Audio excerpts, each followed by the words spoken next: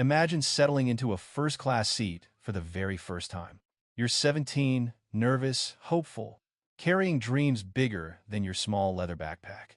And then before the flight even leaves the ground, someone looks at you and decides you don't belong there. Not because of anything you said or did, but because of the color of your skin. That's exactly what happened to Amara Reed. In the space of a few heartbeats, a quiet honor roll student became a security concern. A stranger's prejudice turned her seat into a battlefield she never asked to fight on. And the police officer who should have protected her, he chose to believe a lie instead of the truth right in front of him. Here's the question. If it were you or your child sitting in that seat, what would you do? Would you stay silent? Would you stand up? Or would you pray that someone, somewhere, would choose to fight for you? Because in this story, someone did. And what happened next changed the fate of an entire flight within minutes. If you want to hear how a terrified teenager, a biased passenger, and a powerful CEO collided in a moment that shook an airline, then stay with me. This is a story you'll feel long after it ends. Before we begin, please like, share, and subscribe to support stories that deserve to be heard. Late afternoon sunlight slanted through the wide windows of JFK Airport, painting long amber stripes across the polished floor of Terminal 4. It should have been an ordinary Tuesday. Flights arriving, flights leaving, people rushing, people waiting. Nothing new, nothing special. But at Gate 37, something unusual was happening. Something that made even frequent flyers stop in the middle of their steps and stare. A crowd had gathered. Not the cheerful kind you see when soldiers return home. This one felt heavier, sharper. A mixture of frustration and disbelief hung thick in the air. Like a fog rolling off the Atlantic, a man in a Navy business suit slammed his rolling suitcase onto the carpet. "You've got to be kidding me," he muttered. Beside him, a woman wearing a floral scarf rubbed her temples. "My son's graduation is tomorrow morning," she whispered. "We are never going to make it." Everywhere, voices rose. Complaints, questions, anger. Someone shouted at the gate agents from the back of the line. Another person recorded on their phone, narrating like a news reporter. It was chaos. Pure, unfiltered chaos. And at the center of it all stood a tall teenage girl with tightly braided hair and a backpack pressed against her chest as if she were trying to make herself smaller. Her name was Amara Reed.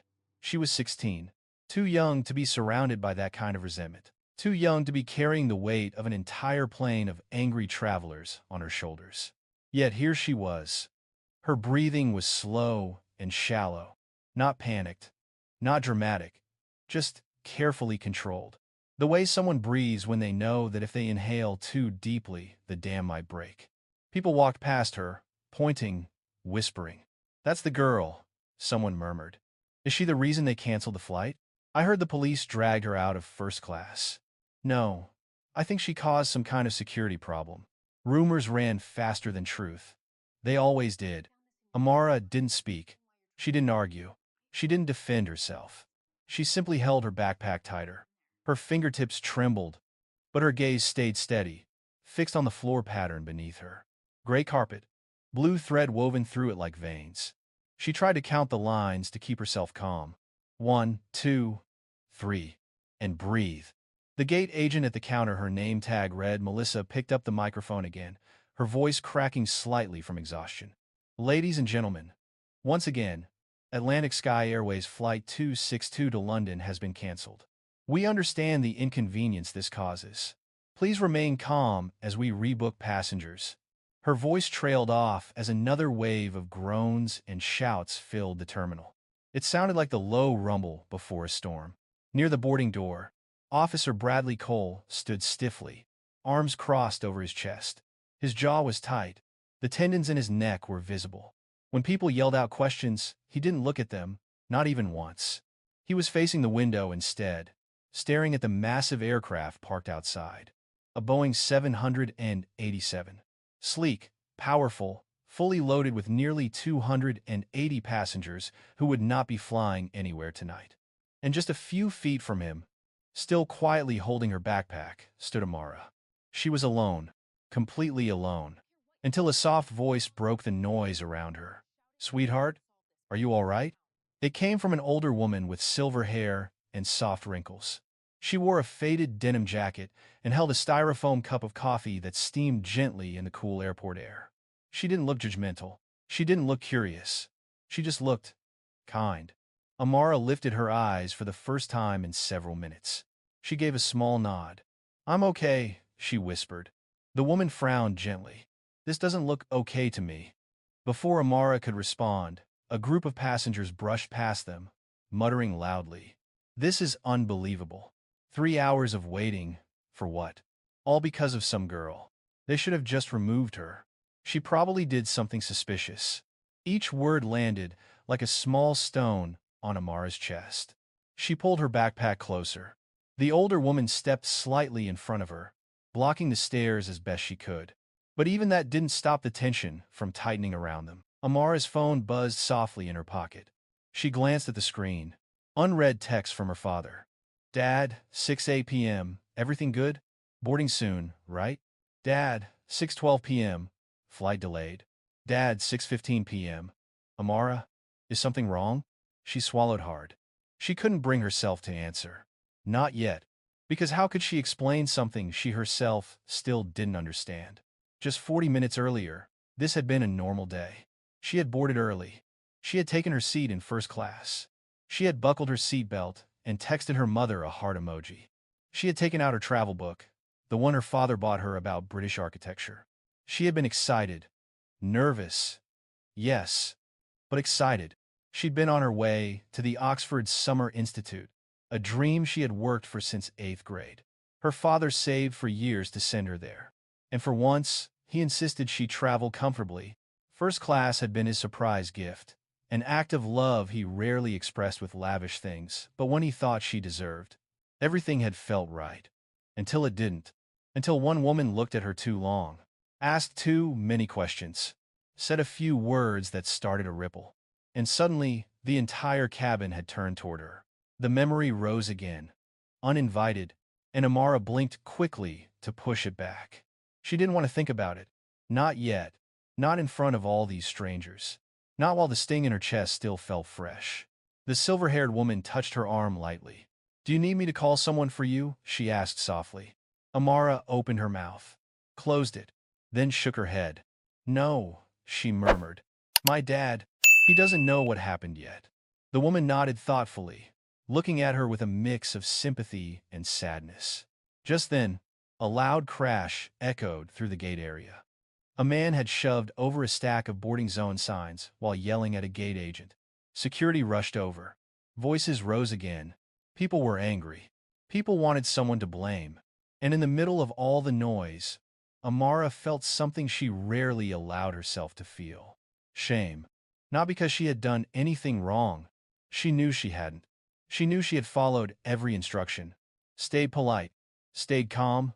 Stayed respectful. No. The shame came from something deeper. Something she couldn't name. A familiar heaviness that came from being singled out in a way that was always too familiar and never deserved. Her throat tightened. She looked back toward Officer Cole. He was staring straight ahead now, blank-faced. She wondered if he regretted anything. She wondered if he even remembered the expression on her face when he told her to stand up and come with me. She wondered if he cared. A gate agent began making another announcement. The microphone squealed. "Passengers, again, we ask that you remain patient." A man shouted from across the room. "This is ridiculous. Tell us the real reason the flight was canceled." Several people clapped in agreement. Melissa, the exhausted agent, hesitated. Her eyes flickered to Amara, then away, then back again. She seemed to weigh something internally before she lifted the mic once more. Her voice trembled. We are handling a passenger incident. Please understand that we cannot share more at this time." A ripple moved through the crowd. More whispers. More side eyes. More fingers pointed at the girl in the denim jacket and braided hair. Amara lowered her head. The older woman stepped closer to her, shielding her from the eyes that stabbed. "You don't deserve this," she said gently. Amara pressed her lips together. A long pause.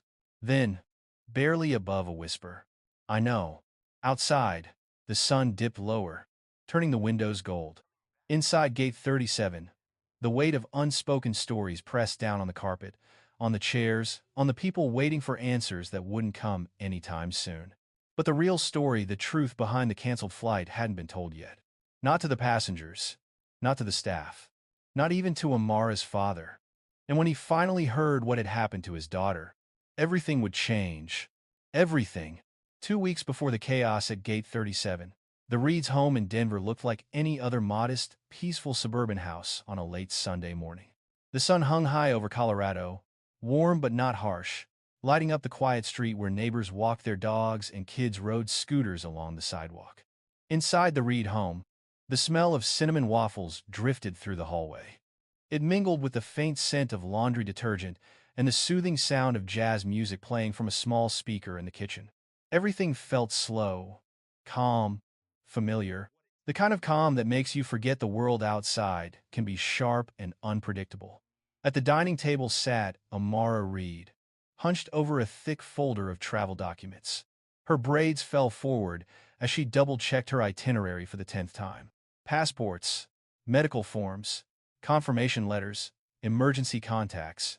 She was meticulous, her father's habit rubbing off on her more than she realized. Across from her, her father, Marcus Reed, flipped a pancake in a cast-iron pan with a precision that spoke of years of practice. Most CEOs didn't cook breakfast every Sunday, but Marcus insisted on it. To him, it wasn't about food. It was about anchoring his daughter, giving her one part of the week that felt reliable and safe. "You're doing that thing again," Marcus said without looking up from the pan. Amara blinked. "What thing?" "That thing where you check the same papers over and over. You don't need to do that, baby girl. Everything's set." "I know," she said, fidgeting with a sheet of paper. It still feels unreal." Marcus set the spatula down, turned off the stove, and wiped his hands on a towel. He took the seat beside her, leaning back just enough to soften his posture. When he wasn't in a suit, giving orders to hundreds of employees, he carried himself differently. Less steel, more warmth. But the strength beneath his calm never disappeared. It was part of him the way mountains were part of Colorado. "You worked for this, Amara. You earned it," he said quietly. "Oxford Summer Institute doesn't take just anyone." She smiled, a shy, uncertain smile. "Yeah. But what if I don't fit in? What if I sit next to other students and they look at me like I don't belong there?" Marcus studied her face, her eyes, the flicker of doubt she tried to hide. There were moments as a father when he wanted to tell her not to worry. Moments he wanted to pretend the world was kinder than it truly was. He never did. Instead, he told her the truth gently. "Some people," he said, "see the world through a broken lens. They'll look at you and place you in a box before you even open your mouth. But their lens isn't your responsibility." Amara stared down at her hands. "I know. I wish I didn't have to think about it all the time." Marcus nodded slowly. "I wish that too." The house fell quiet for a moment. Not heavy, just thoughtful. Like both father and daughter were listening to the same silent ache. The one that lived in every conversation about race, belonging, and the future. Marcus reached over and tapped the stack of papers gently. "You've done the work. You've earned the seat. Whether it's in Oxford or on a plane or in a boardroom. When the day comes, you take that seat." Amara took a slow breath. It settled something inside her. "Well," she said, trying to lighten her tone, "at least the flight will be comfortable." Marcus chuckled. "Yes, first class should help with nerves. The first time I get to fly first class," she said, lifting the edges of her mouth. "Feels like a movie."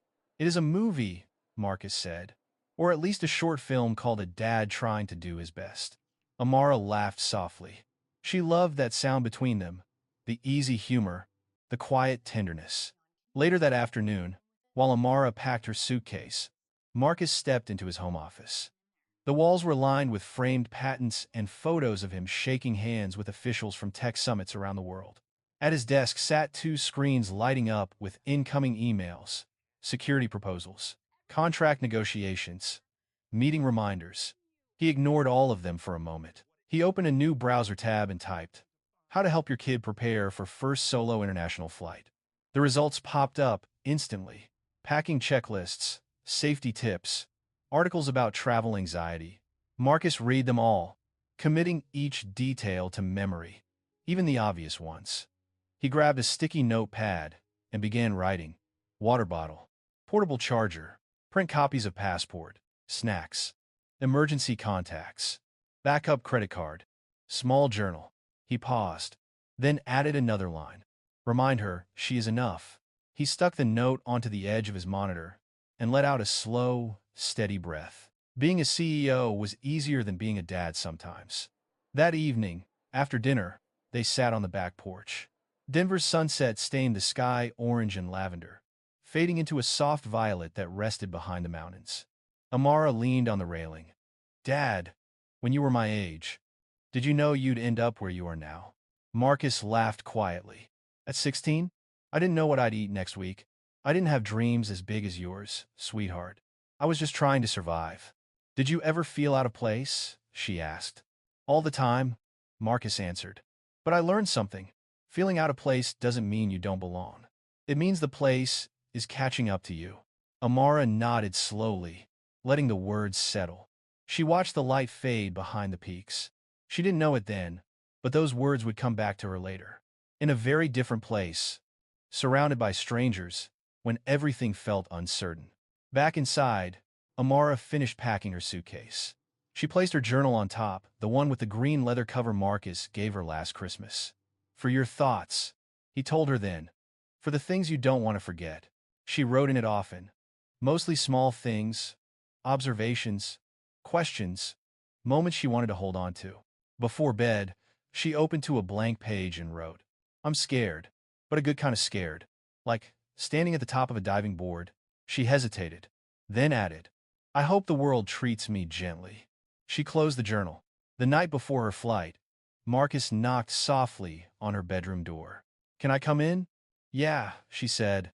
He stepped inside and sat on the edge of her bed. He looked older in that quiet moment, not tired, just thoughtful. You ready for tomorrow? He asked. As ready as I'll ever be. Marcus nodded. If anything feels off, anything at all, you call me. I don't care what time it is. I don't care where I am. I know, she said. Say it anyway, Marcus insisted gently. I'll call you, she repeated. He smiled. Not big. Just enough. Good. He kissed her forehead. Get some sleep. When he left, Amara lay awake for a while, listening to the soft hum of the ceiling fan. The nerves fluttering in her chest weren't gone, but they had changed shape. They felt less like fear and more like anticipation. She didn't know that in less than 48 hours, she would be standing in the middle of an airport terminal full of angry strangers. She didn't know she would be accused of things she didn't do. She didn't know a police officer would look at her like she was a threat instead of a child. But she also didn't know that her father's words, if anything feels off, you call me, would become the lifeline that changed everything. For now, all she knew was that tomorrow she would board a plane. Tomorrow, she would take her first step toward a place she had only seen in books. And for one peaceful night in Denver, that was enough. The morning of Amara's flight arrived with a pale blue Denver sky and a soft breeze that carried the scent of pine from the foothills. It was the kind of morning that felt like a fresh page, a beginning, the kind that made most people feel hopeful. Amara felt some of that hope too, tucked inside the butterflies in her stomach. Marcus drove her to the airport in his gray SUV, the radio playing quietly in the background. Neither of them talked much, not because they were nervous, but because the moment felt big in a quiet way. Some moments were like that, too full to speak over. When they reached the drop-off lane at Denver International Airport, Marcus parked and stepped out to help her with her luggage. Her suitcase wasn't heavy, but he insisted on lifting it anyway. Text me when you get to the gate, he said, giving her shoulder a squeeze. I will, Amara promised. He hesitated for just a second. Proud of you, she smiled. I know. She watched him drive away, the SUV disappearing slowly into the stream of traffic. For a moment, she felt the familiar sting of saying goodbye.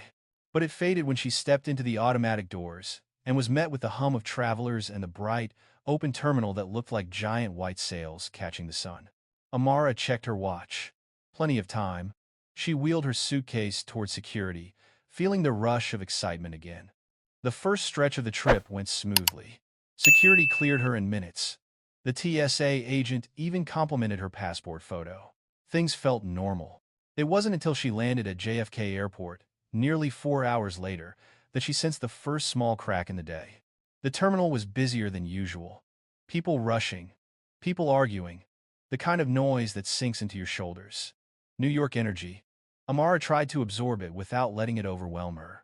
She followed the signs toward her connecting gate. Gate 37. London Heathrow. Atlantic Sky Airways, Flight 262. She tugged her suitcase behind her, humming quietly to calm her nerves. The flight wasn't for another 2 hours, but she liked being early. It made her feel safe. When she reached the Atlantic Sky check-in counter for first and business class, a woman in a crisp navy uniform greeted her with a formal smile. Next in line, the woman called. Amara stepped up, sliding her passport and boarding pass forward. The woman scanned the pass, paused, then scanned it again. Her eyes flicked up. "You're traveling in first class?" Amara felt a small pinch inside her chest. Not pain, just something familiar. Something old. "Yes," she answered, keeping her tone soft and polite. The woman nodded too quickly. "Of course. Just verifying." She typed something into the computer, paused again, typed more. "It's all correct," she said finally. "Enjoy your flight." But the warmth in her voice faded the moment Amara stepped away. It was small, barely noticeable, but noticeable enough. As she walked toward the seating area, Amara tried to brush it off.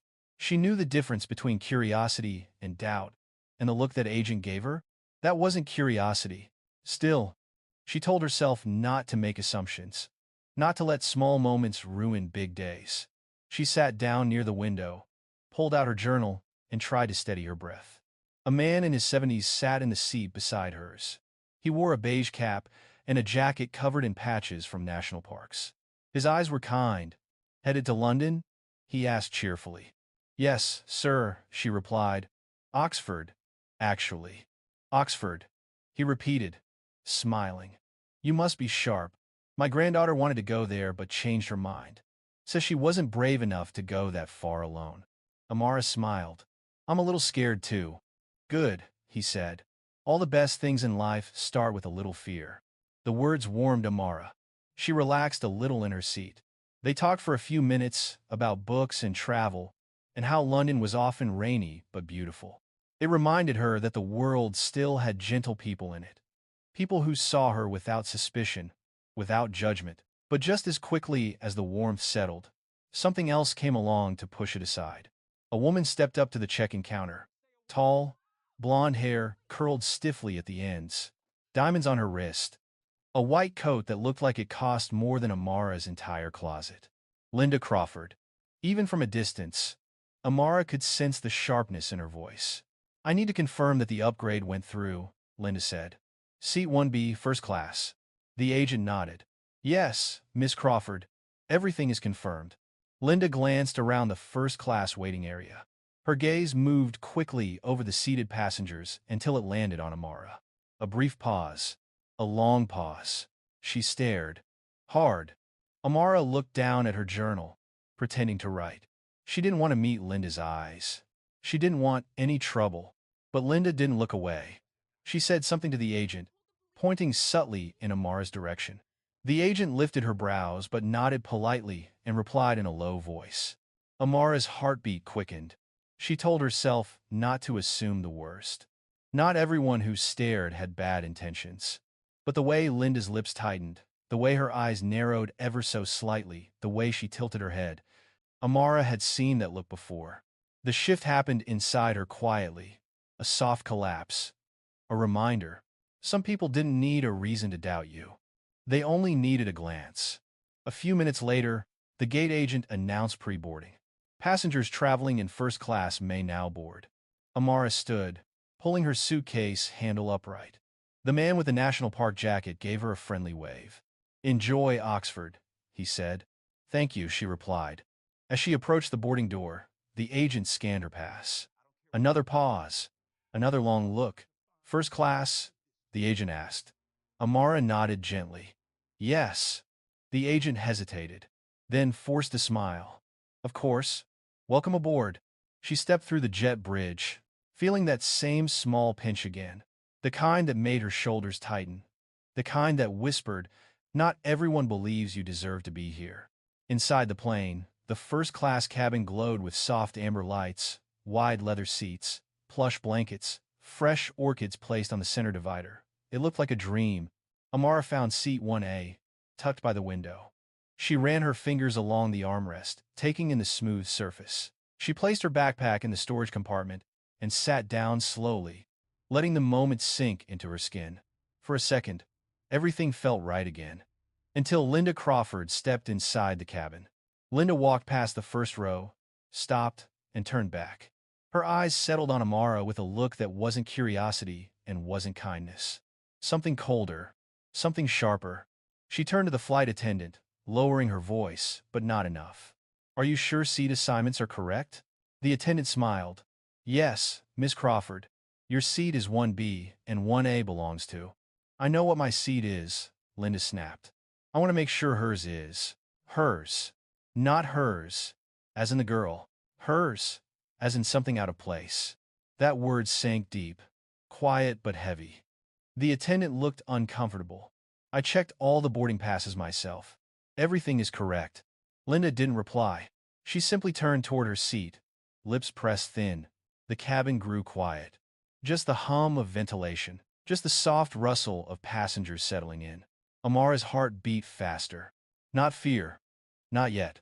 Just a sinking feeling she couldn't name. Something was wrong. Not big wrong. Not loud wrong.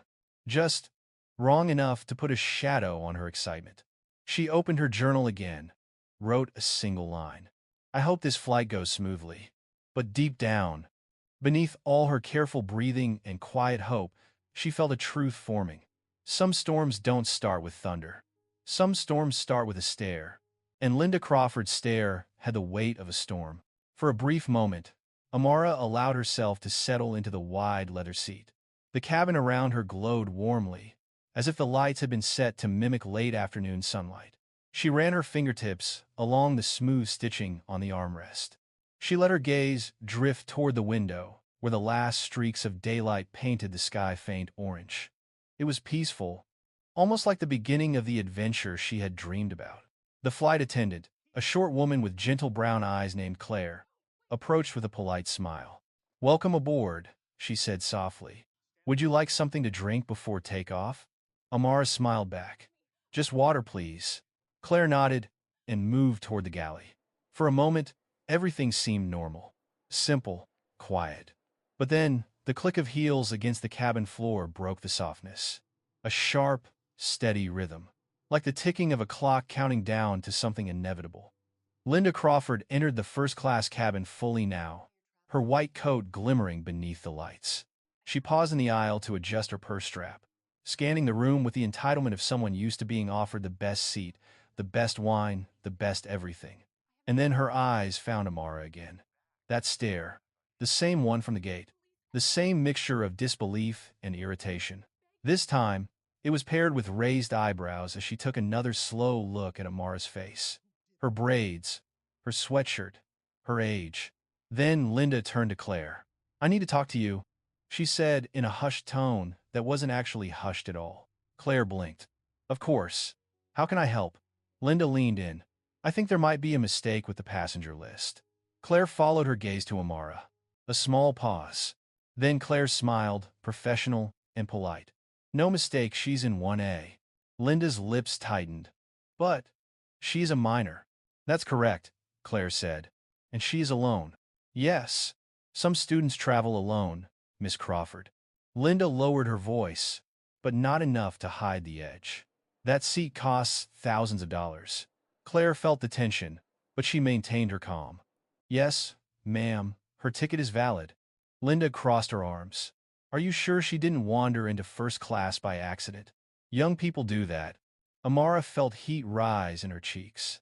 She lowered her eyes, gripping the armrest a little too tightly. She didn't want to make eye contact, didn't want to give Linda any reason to think she was bothered. But the sting was there. Quiet, sharp, familiar. Claire spoke again, her patience beginning to wear thin, though her voice stayed even. I checked her boarding pass myself. She belongs in that seat.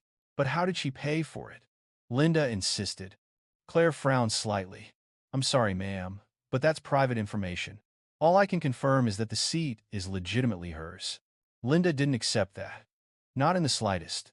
She stepped closer to Claire, lowering her voice to a whisper that still felt like a blade. You need to double-check. I do not feel comfortable. Claire blinked twice. The phrase hit her like a small shock. People didn't use those words lightly on airplanes. Not in a post-9 to 11 world. Not in a cabin this small. Amara looked up at that moment, sensing the shift. She felt something inside her tighten. The way it did when a teacher accused her of cheating on a test she aced fairly, or when a store employee followed her father through the aisles for no reason. Claire inhaled slowly. Is she doing something to make you uncomfortable? Linda hesitated. Not because she was unsure, but because she was building her version of the story. Brick by brick. She's been acting nervous, Linda said. She keeps looking around, and she was on her phone right before we boarded. Very fast, very suspicious. Amara's breath caught. She had texted her mom. That was all. Just a simple message. Just a moment of excitement. Claire turned toward Amara. Is everything okay, sweetie? Amara nodded, though her pulse had begun to thrum in her ears. Yes, I'm okay. Linda scoffed quietly. She seems a lot less calm now, doesn't she? Something about that comment made the air feel a little tighter, a little smaller. Claire found herself caught between protocol and instinct. Protocol said, take every concern seriously. Instinct said, something wasn't right. But not with the girl in 1A. Still, the words I don't feel comfortable carried weight. Claire forced a gentle tone. Miss Crawford, I understand your concern, but I promise everything is in order. Linda pressed her lips together again. A stubborn line. I want someone else to verify her ticket. Someone higher up. This is first class. People pay for peace of mind. Claire sighed quietly. She didn't want conflict. Not before takeoff. Not with the cabin already full of business travelers expecting a smooth flight. I will call the purser, she said. Linda nodded sharply, as if she had won a small victory. Amara sank deeper into her seat. Her chest felt tight. She reached into her backpack, pulling out her water bottle to steady her hands. She breathed slowly the way her father taught her, for seconds in, for seconds out. She hated drawing attention, hated feeling like she had to defend her presence, hated that she could predict the rhythm of situations like this. She whispered to herself, this will pass, but she wasn't sure she believed it. At that moment, the purser, David, stepped into the cabin. He carried himself with the ease of someone who had dealt with hundreds of tense passengers in his career. His salt and pepper hair added gravity to his expression. Yes, miss. Crawford? He asked. Linda pointed at Amara again. Subtle but unmistakable. I'd like her seat verified. I don't feel safe. She's been acting very strangely. Amara looked up sharply. I haven't done anything. David held up a calming hand. Let's just take a look. He approached Amara gently. May I see your boarding pass, miss? Amara swallowed. I already showed it. I understand, David said, but we need to follow procedure. Her fingers trembled as she unzipped her bag. She handed him the boarding pass and her passport. He examined them under the reading light. Everything matched, of course.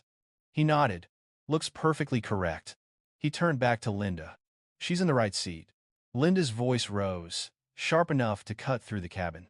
That cannot be right. David's tone cooled. Ma'am? It is. I want her moved. Amara froze. Her breath hitched. Her mind scrambled for something to say, something to anchor herself. Linda continued. This is unacceptable. I paid good money for peace. Not. She caught herself before saying something worse. But the harm had already landed. In everyone's ears, in everyone's eyes. David straightened his shoulders. We cannot move passengers without cause. Linda pointed at Amara again. She is the cause. That was it. The whisper behind the words. The truth Linda didn't say out loud. The thing Amara had felt since the gate. Claire stepped forward.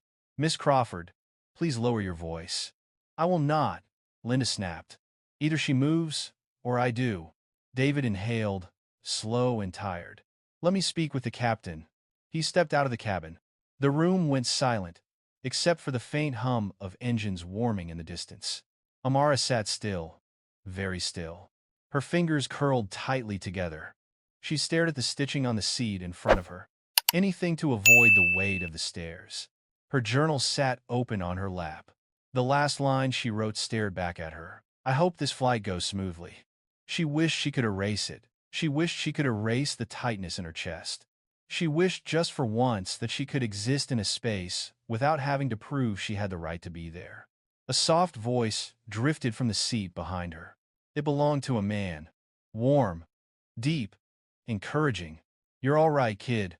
Don't let her rattle you. Amara didn't turn around, but she nodded. She let the words settle like a blanket over her anxiety. Still, she knew. She knew this wasn't over. Because storms don't stop after the first crack of thunder. And Linda Crawford wasn't done speaking. Not even close. David, the purser, left the cabin to speak with Captain Harris, and for a brief moment the first-class section fell into an uneasy quiet. Not peaceful, not calm. More like the hush right before a match is struck. Amara felt the air shift around her. Not colder, just heavier.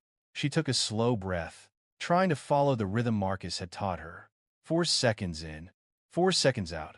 A quiet attempt at grounding herself while the storm brewed only steps away. But the storm did not give her the courtesy of space. Not with Linda Crawford still staring at her. Not with the tension carving lines into the flight attendants' faces. Not with curious passengers now lifting their phones a little higher, pretending to check emails while aiming their cameras toward row 1. Amara opened her journal again. She didn't write.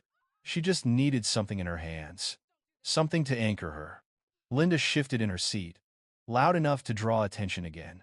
She turned toward the man in 1C and whispered, except it wasn't a whisper at all. I swear, standards have fallen. They'll let anyone up here now. The man beside her stiffened. He didn't answer. He didn't agree. He just stared at the carpet and waited for trouble to pass. Amara heard every word. Her fingers tightened. Another voice cut through the thick silence. Ma'am, Claire said gently, I'm going to ask you to keep your voice down. I will not, Linda snapped. She's making me uncomfortable. She could be recording us. She keeps fidgeting, looking around. That's suspicious, isn't it? Amara's stomach dropped. Recording? Suspicious. She had been sitting silently in her seat. Her biggest crime was breathing too carefully. Claire tried, again, to calm the brewing storm. She's a minor traveling alone. Nervousness is normal, and she has done nothing wrong. Linda scoffed. Of course you're defending her. Some people love playing hero. Amara felt the heat crawl up her neck. She wished she could disappear into the seat. She wished she could be invisible. She wished this wasn't happening. But then, unexpectedly, a soft voice came from behind her. The same man who'd reassured her moments earlier. Leave the kid alone, he said, louder this time. She's minding her business. Claire exhaled, grateful for the support.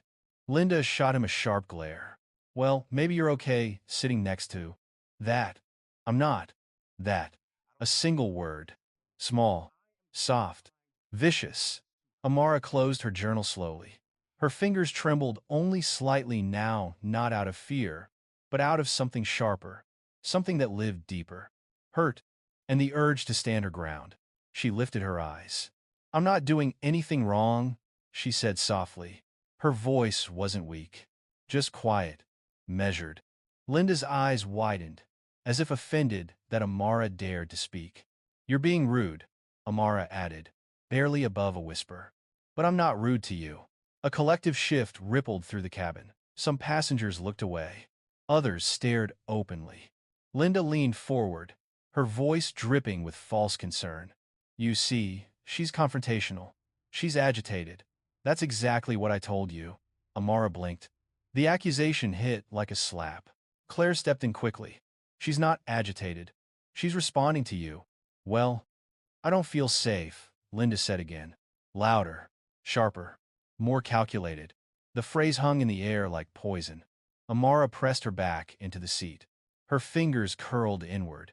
Her heartbeat throbbed behind her ribs. She whispered, Why are you doing this? Her voice was soft, too soft. But Linda heard it. And Linda smiled. The kind of smile that meant she enjoyed the attention. The drama. The power.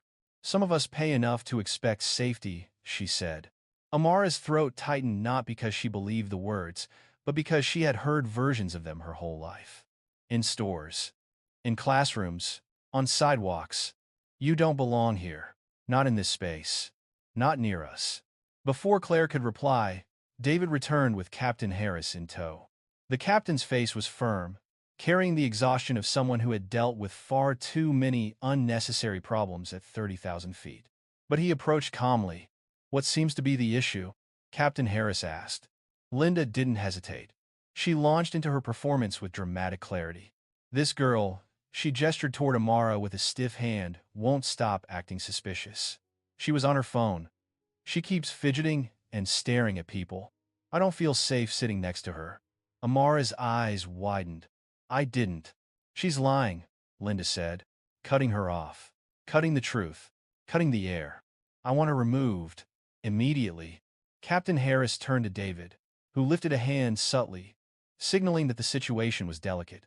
Claire stepped closer to Amara, her posture protective. "Captain," she said softly, "the young passenger has done nothing wrong." Linda folded her arms. "There are protocols about suspicious behavior, aren't there? I shouldn't have to remind you." The captain's jaw tightened. He sighed. "I need to ask," he said carefully. "Has she disobeyed any crew instructions? Caused any disturbance?" "No," Claire said quickly. "Absolutely not." Linda cut in again. "She's making me uncomfortable. Isn't that enough on today's flights? Tell him." Some passengers nodded. Others shook their heads. But the cabin had changed.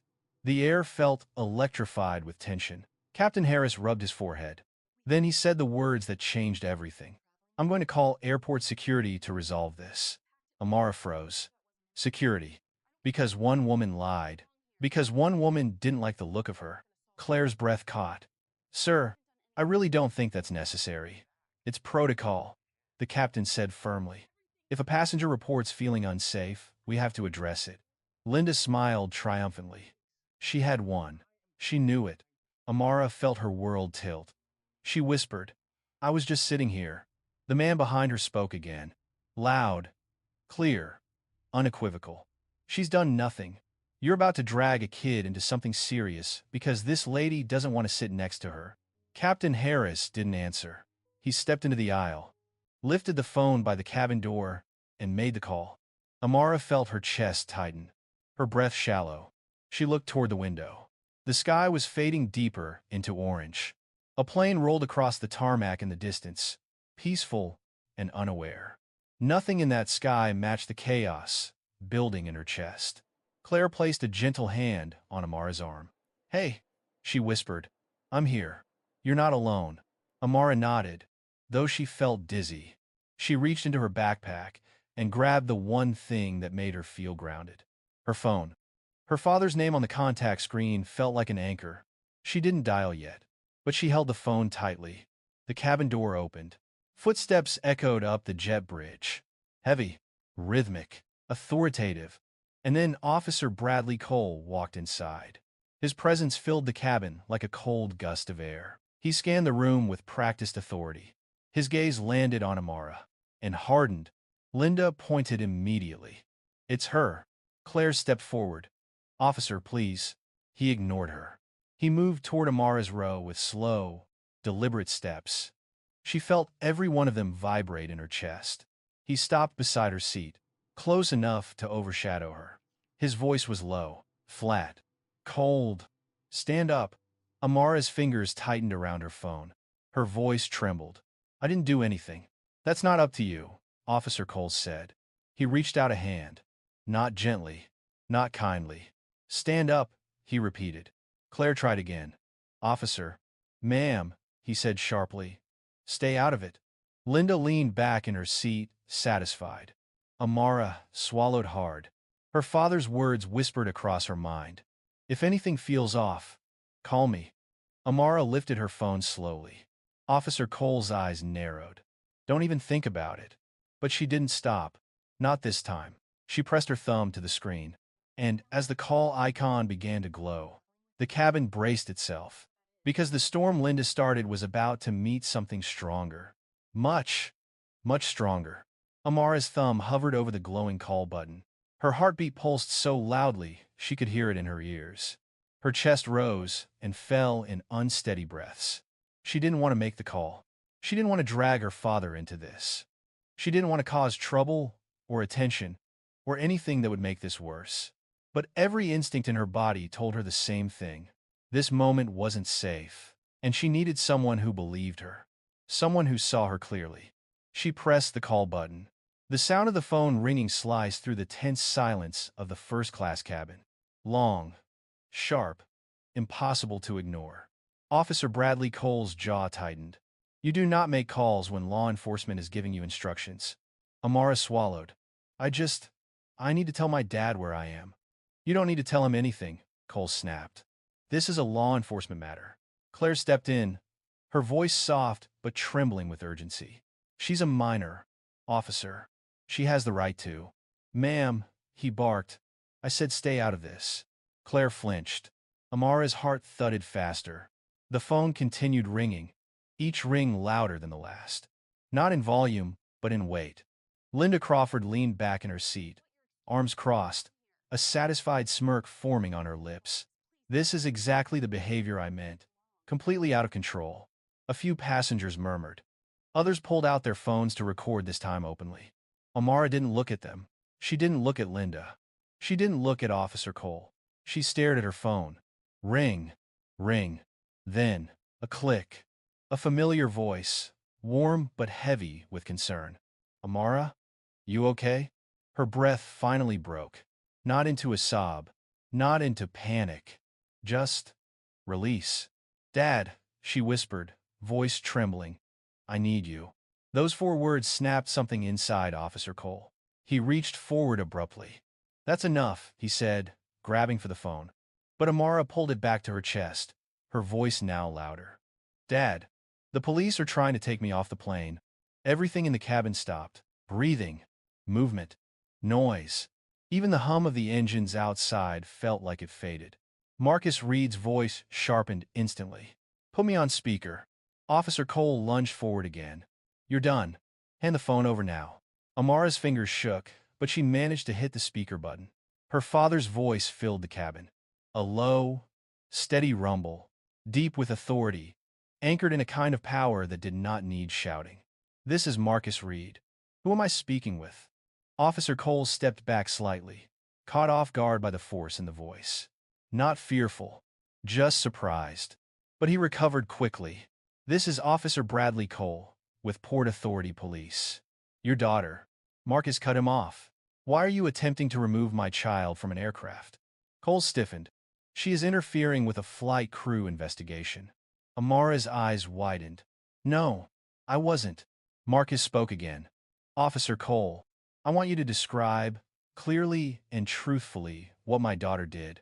Cole's eyes shifted to Linda Crawford. Linda nodded at him, encouraging him silently. He straightened his shoulders. The passenger next to her feels unsafe, Cole explained. She reported suspicious behavior. Marcus's tone darkened. What behavior? Cole paused. She looked nervous. She was on her phone. Another voice broke in. The man sitting behind Amara. That's a lie. The only suspicious behavior here is that lady in 1B. We all saw it. Claire stepped in quickly. She has complied with every instruction. She has not raised her voice. She's done absolutely nothing wrong. Marcus heard every word, and in the silence that followed, something shifted. Not in him. In everyone else.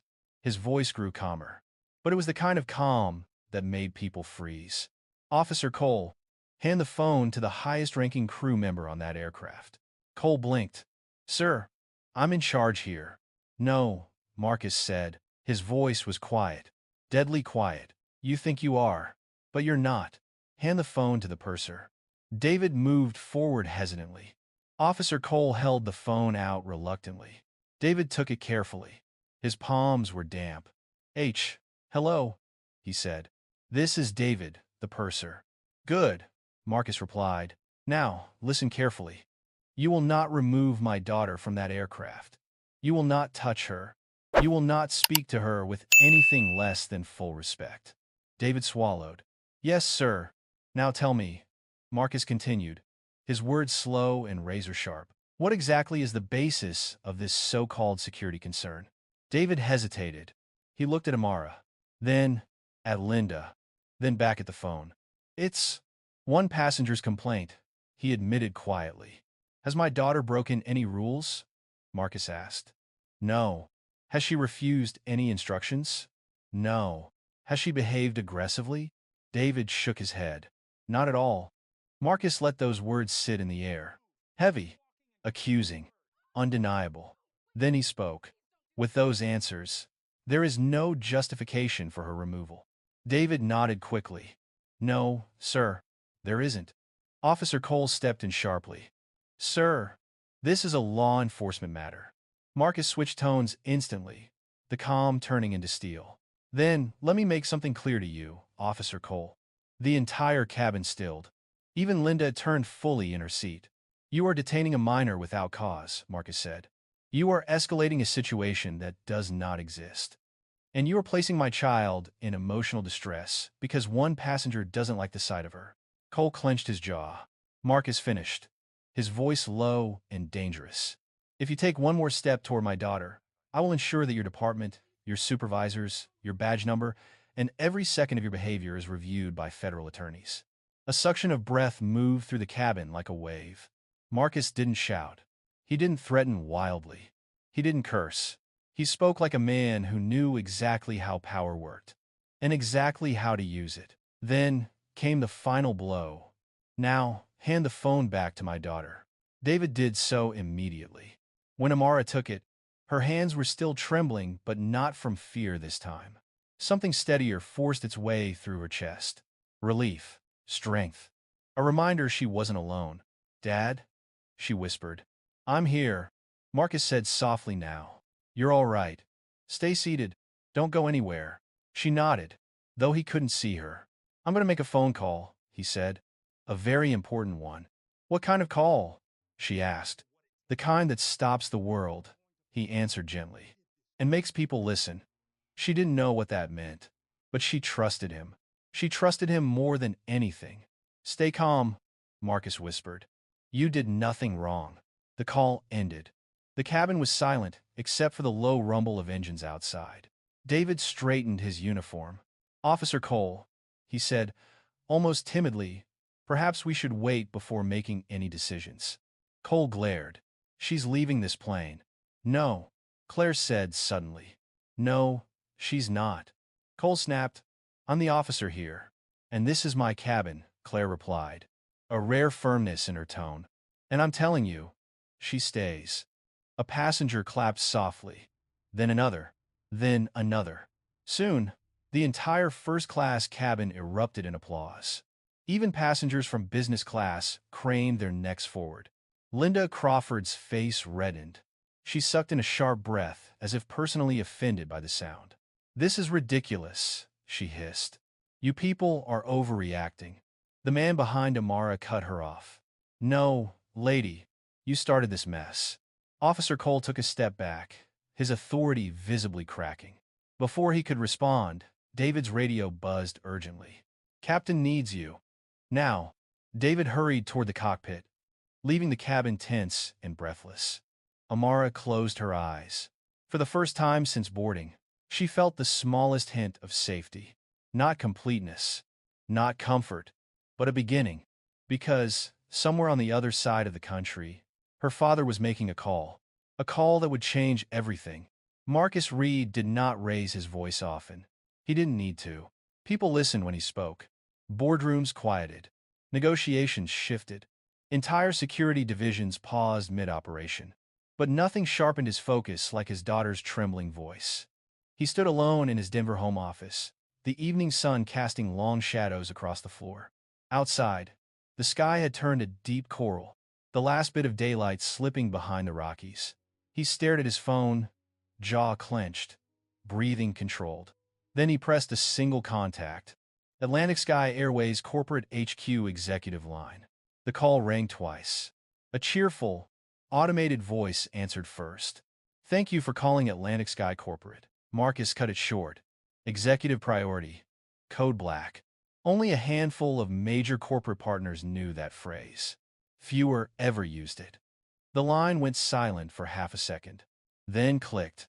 A new voice appeared, older, professional, and slightly startled.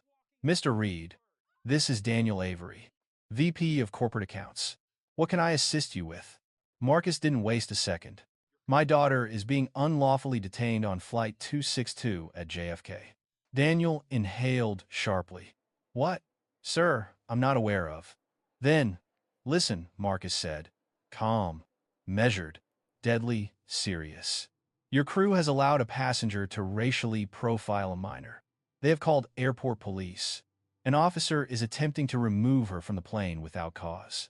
She is 16 years old. I. Daniel's words tangled. Marcus continued. And unless this situation is resolved immediately, I will consider our corporate partnership terminated as of tonight. Daniel straightened on the other end of the line. Mr. Reed, please, your company is one of our largest first-class clients. You value revenue. Marcus corrected. And you are about to lose 8 years of guaranteed business because your staff allowed a child to be humiliated. Daniel's breath trembled. Sir, give me 5 minutes to contact the JFK operations team. You have 3. Marcus interrupted. And I strongly advise you to start with the purser and the captain. Someone needs to tell them what is at stake before they make the worst mistake of their careers. Understood, Daniel said quickly. He sounded rattled now. We will address it immediately. Keep me updated, Marcus said. And Daniel? Yes, sir. Do not underestimate how far I'm willing to go. The line disconnected. Marcus lowered the phone slowly. His hands were steady, his breath even. But inside, something hot and cold churned at once. He walked to the window. The mountains were fading into blue, their silhouettes sharp against the sky. He pressed a hand against the glass. I've got you, baby, he whispered to himself. I'm right here. David, the purser, exited the cockpit with a face drained of color. He moved stiffly back toward the first-class cabin, carrying an invisible weight. Claire approached him immediately. What did the captain say? She whispered. David swallowed. He got a call. Claire's brows knit. From who? Corporate headquarters. David whispered, voice thin.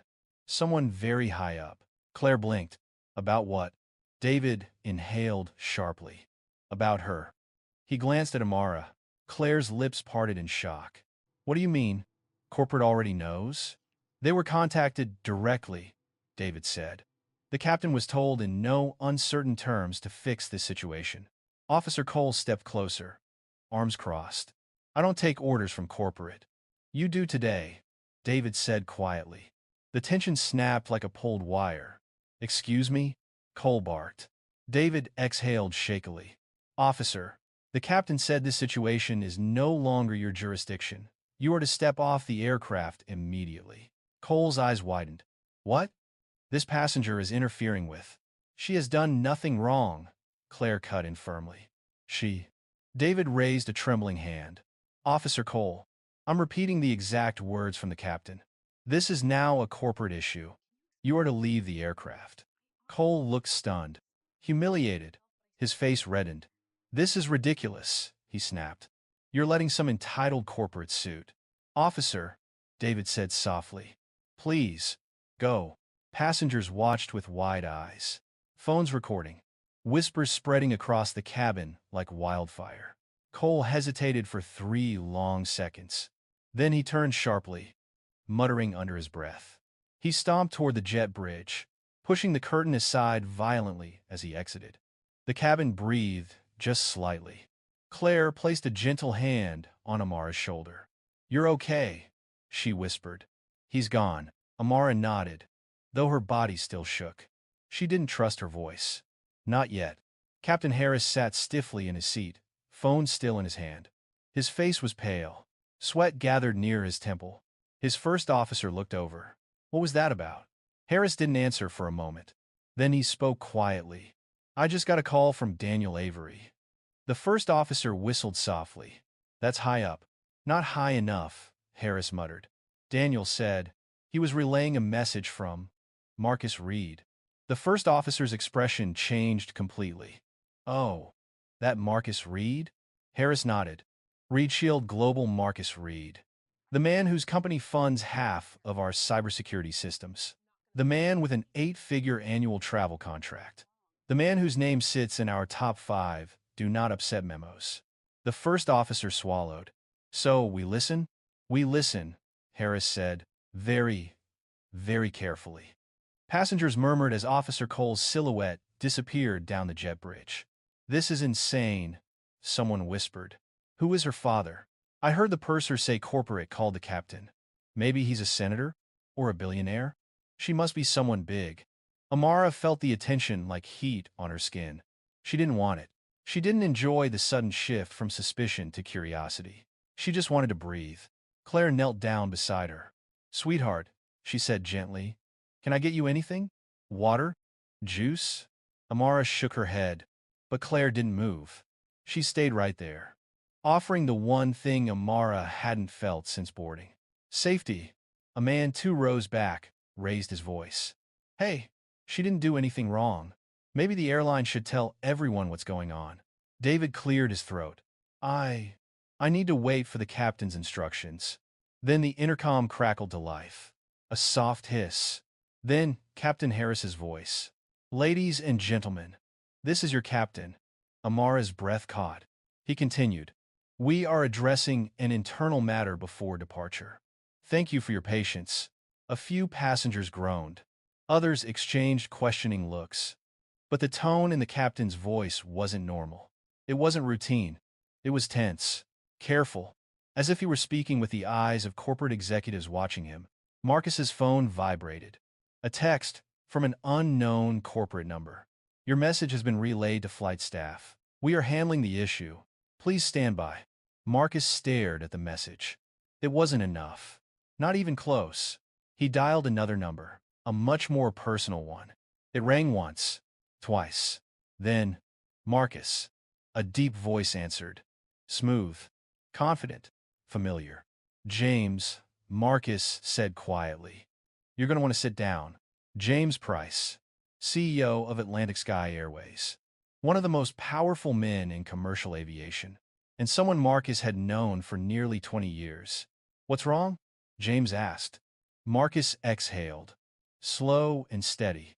"Your airline just tried to remove my daughter from a first-class seat because a passenger didn't like the look of her." Silence. Heavy. Deadly. "Marcus."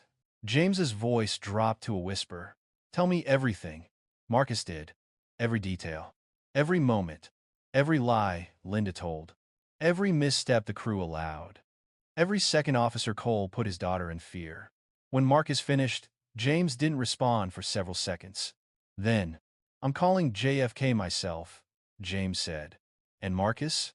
"Yes. I am deeply sorry." Marcus didn't answer. He didn't need words. He needed action. And that action was already in motion. David's radio buzzed again. He jumped. He lifted it to his ear. Listened. As he listened, his eyes widened. His face drained. Claire stepped closer. "David? What is it?" He swallowed. "That was the captain," he said quietly. "And what did he say?" Claire asked. David looked at Amara. Then at the passengers. Then back at Claire. His voice was barely above a whisper. He said, "The flight may be canceled." A gasp rippled through the cabin. Amara's breath caught. Claire's eyes widened. And somewhere in the jet bridge, a wave of angry voices began rising. The storm Linda Crawford started was about to explode. The moment the purser David whispered those words, "The flight may be canceled," something inside the cabin cracked open. Not loudly, not dramatically, but the way a thin layer of ice fractures beneath someone's feet, spreading into quiet, jagged lines. Unseen at first, unstoppable, once noticed. A hush washed over the first-class cabin. Passengers stared at David, searching his expression for some sign that they had misheard. That perhaps they misunderstood. That maybe he didn't mean what he said. But his face, pale, strained, already glistening with stress, told the truth. Whatever was happening behind the scenes, it was big. Bigger than anyone expected. And it was getting worse. A man in seat 2C leaned forward. What do you mean canceled? You're telling me we're not leaving? David swallowed. Captain is waiting on instructions from corporate. There has been a significant escalation. A woman across the aisle snapped her head up. My mother is in the hospital. Her surgery is tomorrow morning. I have to be there. Another passenger groaned, rubbing his temples. I've got an international meeting. You can't be serious. Voices rose, filling the small cabin with nervous static. But beneath all the frustration, another emotion began to surface. Blame. Blame always needs a direction. A face. A target. And slowly, inevitably passengers' gazes drifted toward Amara. Her pulse quickened as she felt the eyes on her. A weight she didn't want. A weight she didn't earn. She shrank slightly into her seat. Not because she felt guilty, but because she felt the beginning of something she had endured before the collective anger of strangers searching for someone to pin their inconvenience on. Claire, the flight attendant, noticed immediately. She moved closer, placing a soft hand on Amara's arm. It's not your fault, she whispered. But even she looked worried. A deep voice sounded from the back of first class. You've got to be kidding me. A tall businessman stood, face red with stress. We're canceling a flight because of some complaint? This is ridiculous. Linda Crawford seized her moment. She lifted her voice, polished and dramatic. No one would be upset if the airline had handled the situation properly. I simply reported behavior that seemed unsafe. Amara's breath hitched. Unsafe. Again, Linda wasn't done. If the crew had moved her to a different seat like I asked, none of this would be happening. A murmur rippled through the cabin.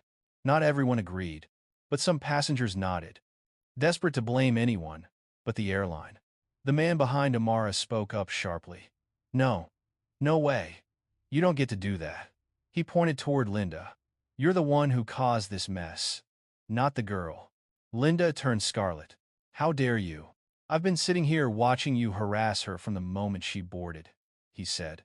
You just couldn't handle sitting next to a kid who looked different from you. People gasped. Linda's mouth fell open. Claire stepped in quickly. Sir, please keep your voice down. I'm keeping it down enough, he said. But someone needs to say it. Amara looked down at her hands. Her throat tightened. Her eyes burned. But she didn't cry. She wouldn't give anyone that. The cabin intercom beeped. Every passenger fell silent. Captain Harris spoke. His voice strained, measured, almost apologetic. Ladies and gentlemen, I need to inform you that due to an internal directive, we will not be departing at this time. I ask everyone to remain seated while we receive further instructions. A wave of frustration rolled through the cabin.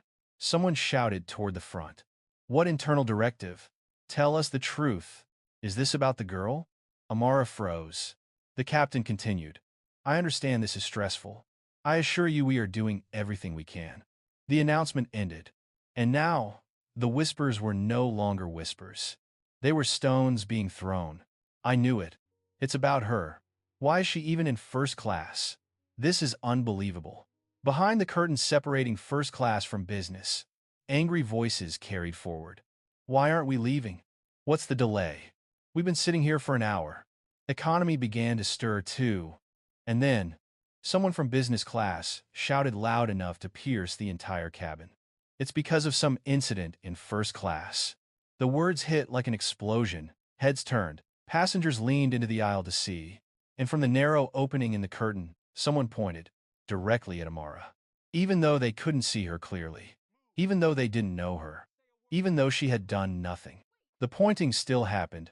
Her hands shook. Claire stepped protectively between Amara and the aisle. It's not her fault, she said, louder this time. She has done nothing wrong.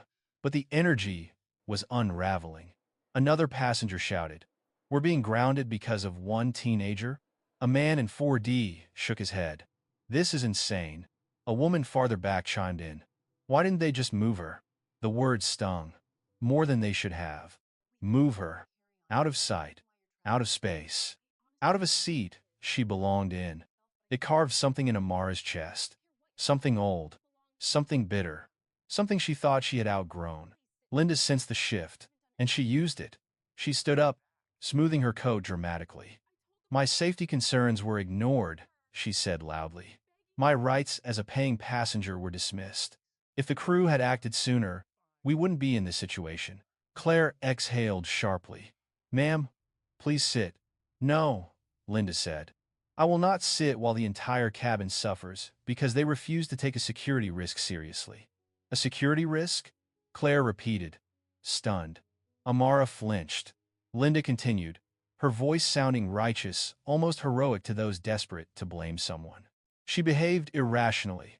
She refused to follow instructions, and she started making calls during an investigation. That's not true, Amara finally said. Her voice broke through the tension soft, but clear.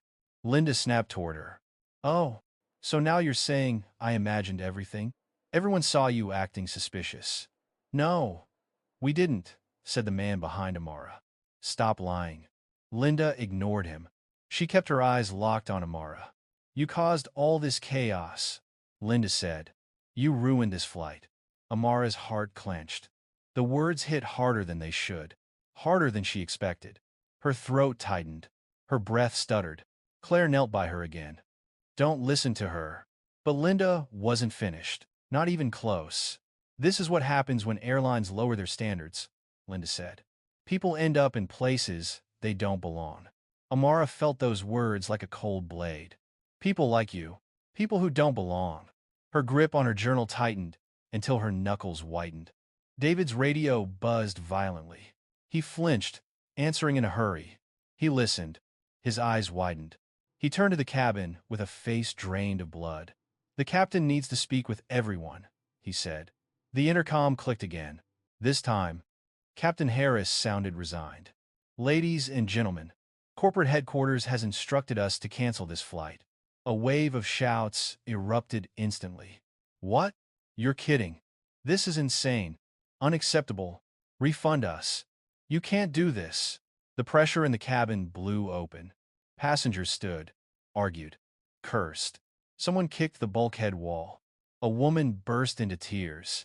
Through it all, Amara sat frozen in her seat, her body still, her heart aching, her breath uneven. She didn't cry. She wouldn't. Not here. Not now. But she felt the weight of 280 people crashing onto her shoulders. Even though none of this was her fault, Claire squeezed her hand gently. You're not alone, she whispered again. But, for a moment, just a moment, it felt like she was. The captain instructed everyone to leave the aircraft in an orderly fashion. Orderly was impossible. People shoved forward. People glared back toward Amara. People muttered things they didn't have the courage to say loudly. Ridiculous. Unprofessional. This was because of her. Kids like that always cause trouble. Some looked at her with sympathy, others with irritation, others with raw hostility. Claire stayed by her side as the cabin emptied. Linda walked out slowly, casting one last icy glance toward Amara. I hope you're satisfied, she hissed. Amara didn't answer. She stared at the window instead. The sky outside deepened from orange to purple. The world moved on. Flights soared overhead. Cars zipped across runways. But inside her chest, the weight of the moment sat unmoving. Heavy. Real. Life-altering. She had no idea what her father was doing right now. No idea how much power he was about to unleash. All she knew was, everything was about to change. Amara Reed had barely stepped off Flight 262 when the world began to close in around the story she didn't even know she was part of yet. Outside the cabin door, the terminal buzzed like a disturbed hive. People were angry. People were confused. People were filming. Her legs felt unsteady as she followed Claire down the jet bridge, the air thick with murmurs from passengers who'd been forced to leave the plane behind. That's her. The girl from first class. Is she the reason? No, someone said a crazy lady started it. Which one? Amara lowered her gaze, clutching her journal to her chest. Her heart felt bruised. Claire walked protectively beside her, like a shield made of soft strength. She offered a small smile. You're doing okay, she said softly. You're safe. Amara nodded, though she didn't feel safe at all. Not with 200 eyes following her. Not with passengers whispering behind their hands. Not with the echo of Linda's accusations still crackling in her ears. At the gate, The crowd from the canceled flight had gathered in a wide semicircle. Some shouted at gate agents. Some demanded rebooking. Others simply stood frozen, trying to understand how their routine travel day had collapsed. A businessman yelled, "This is outrageous. We've been stranded because of some ridiculous drama in first class." Another traveler added, "Yeah, who messed this up for all of us?" A woman gestured toward Amara. "There. That girl. She was in first class." The sound hit Amara like a slap. Her breath tightened. Before anyone could step closer, a uniformed Atlantic Skies supervisor rushed over. "Passengers, please," she pleaded. "Let the young lady through. She is not the cause of the delay. Please step aside." Her voice barely held back panic. But the supervisor did something small, something Amara needed. She placed a gentle hand on Amara's back. It grounded her. The crowd parted slowly, hesitant, reluctant. A few faces softened when they saw how young she truly was. Others hardened, too absorbed in their own frustration to care about truth or fairness.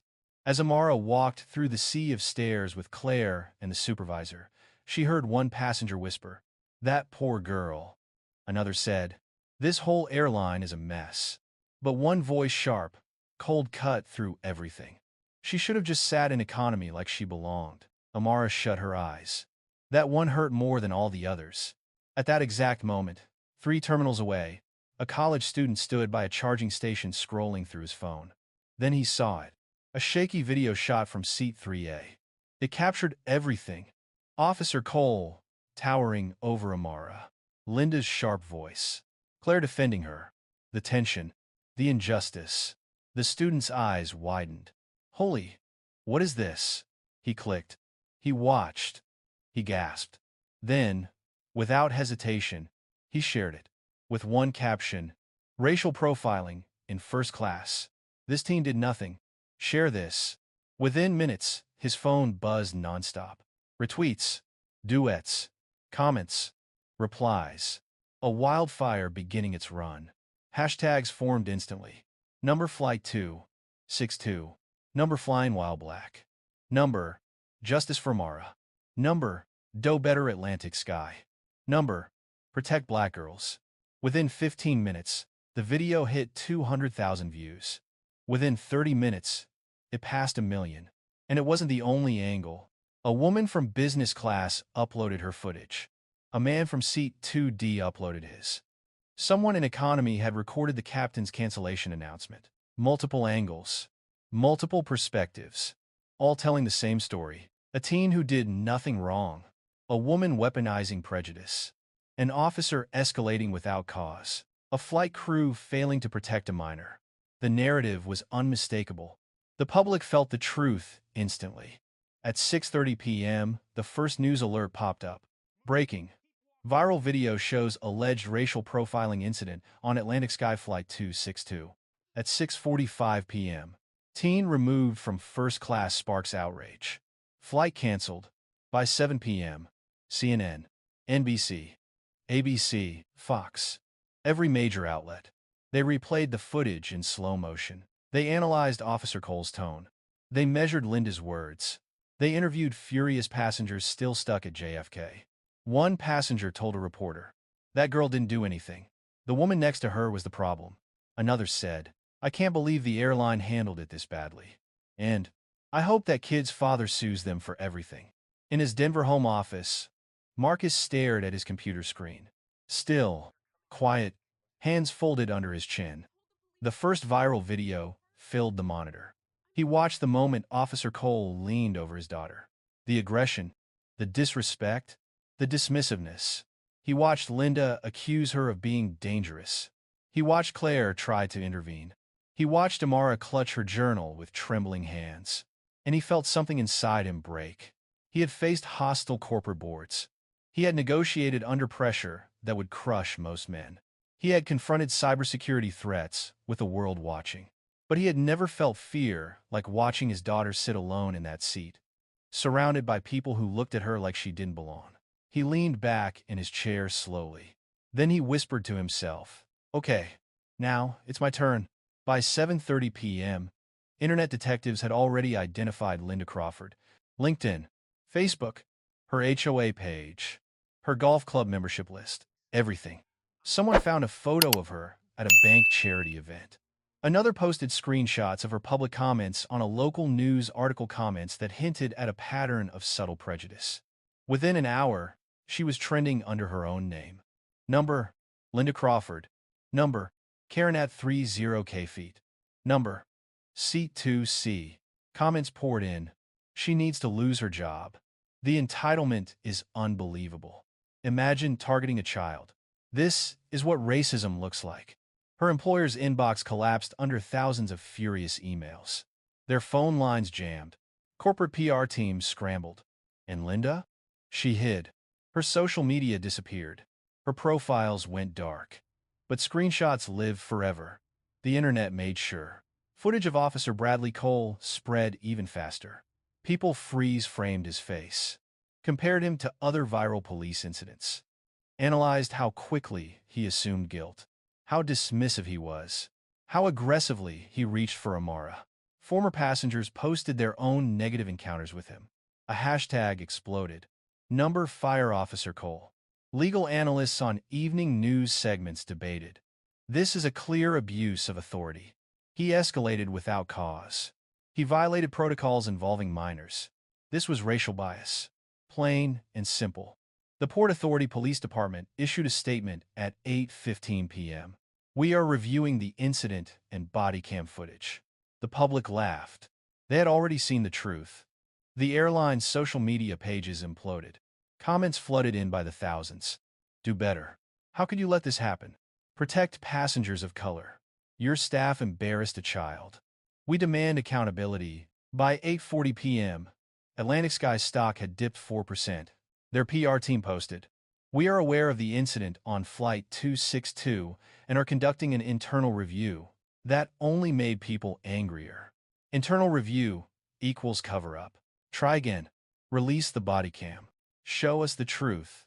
Someone posted, "I heard a rumor the flight was canceled because the girl's dad called corporate."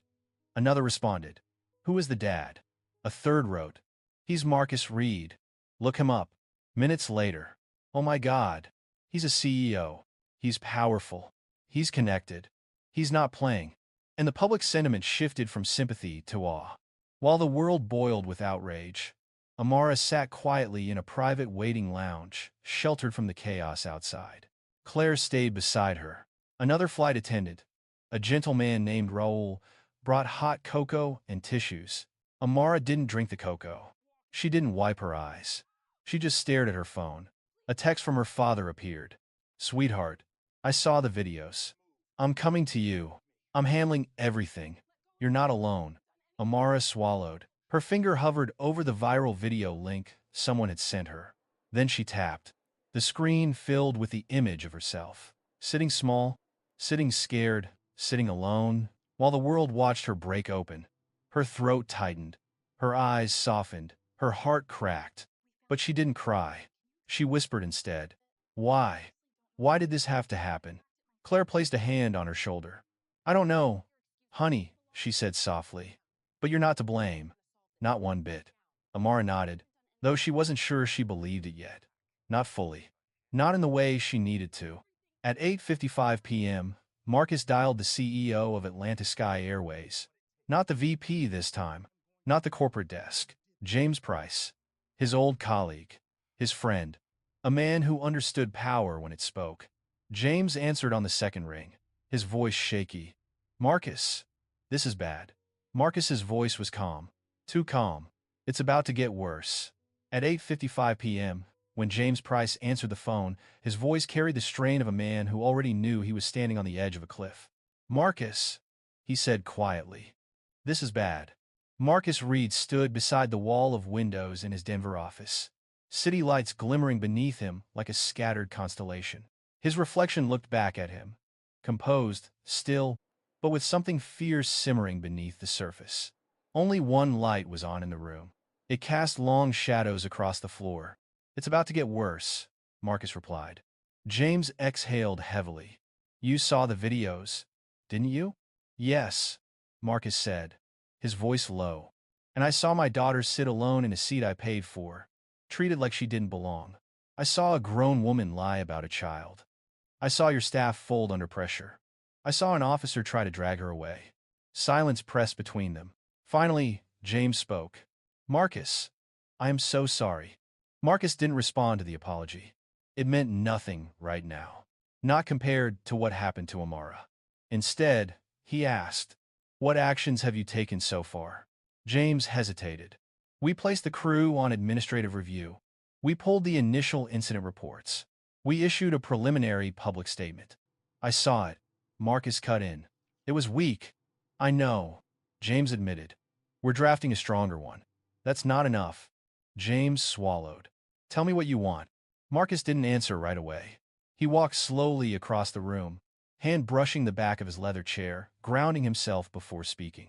Then, I want accountability, he said. And I want it publicly. I understand, James replied. No, Marcus said softly. You don't. At the Atlantic Sky Airways headquarters in Atlanta, chaos hummed like electricity. Phone lines buzzed, executives rushed through hallways, analysts whispered about plummeting stocks, and the PR department had 3 giant screens streaming the viral videos on loop. Reporters were already outside the building. 3 satellite trucks, a crowd forming, security guards pacing nervously. A junior communications officer stood frozen in front of a monitor. We're going to lose millions, she whispered. Her supervisor, a graying woman with tired eyes, corrected her. Billions. Back in Denver, Marcus slid into his chair, leaning forward, elbows on the desk. James, he said, voice steady as a stone. You and I both know this isn't just about a bad passenger or a rogue police officer. This is about your systems failing. This is about unconscious bias. This is about the safety of travelers who look like my daughter. James was silent. I want 3 things, Marcus continued.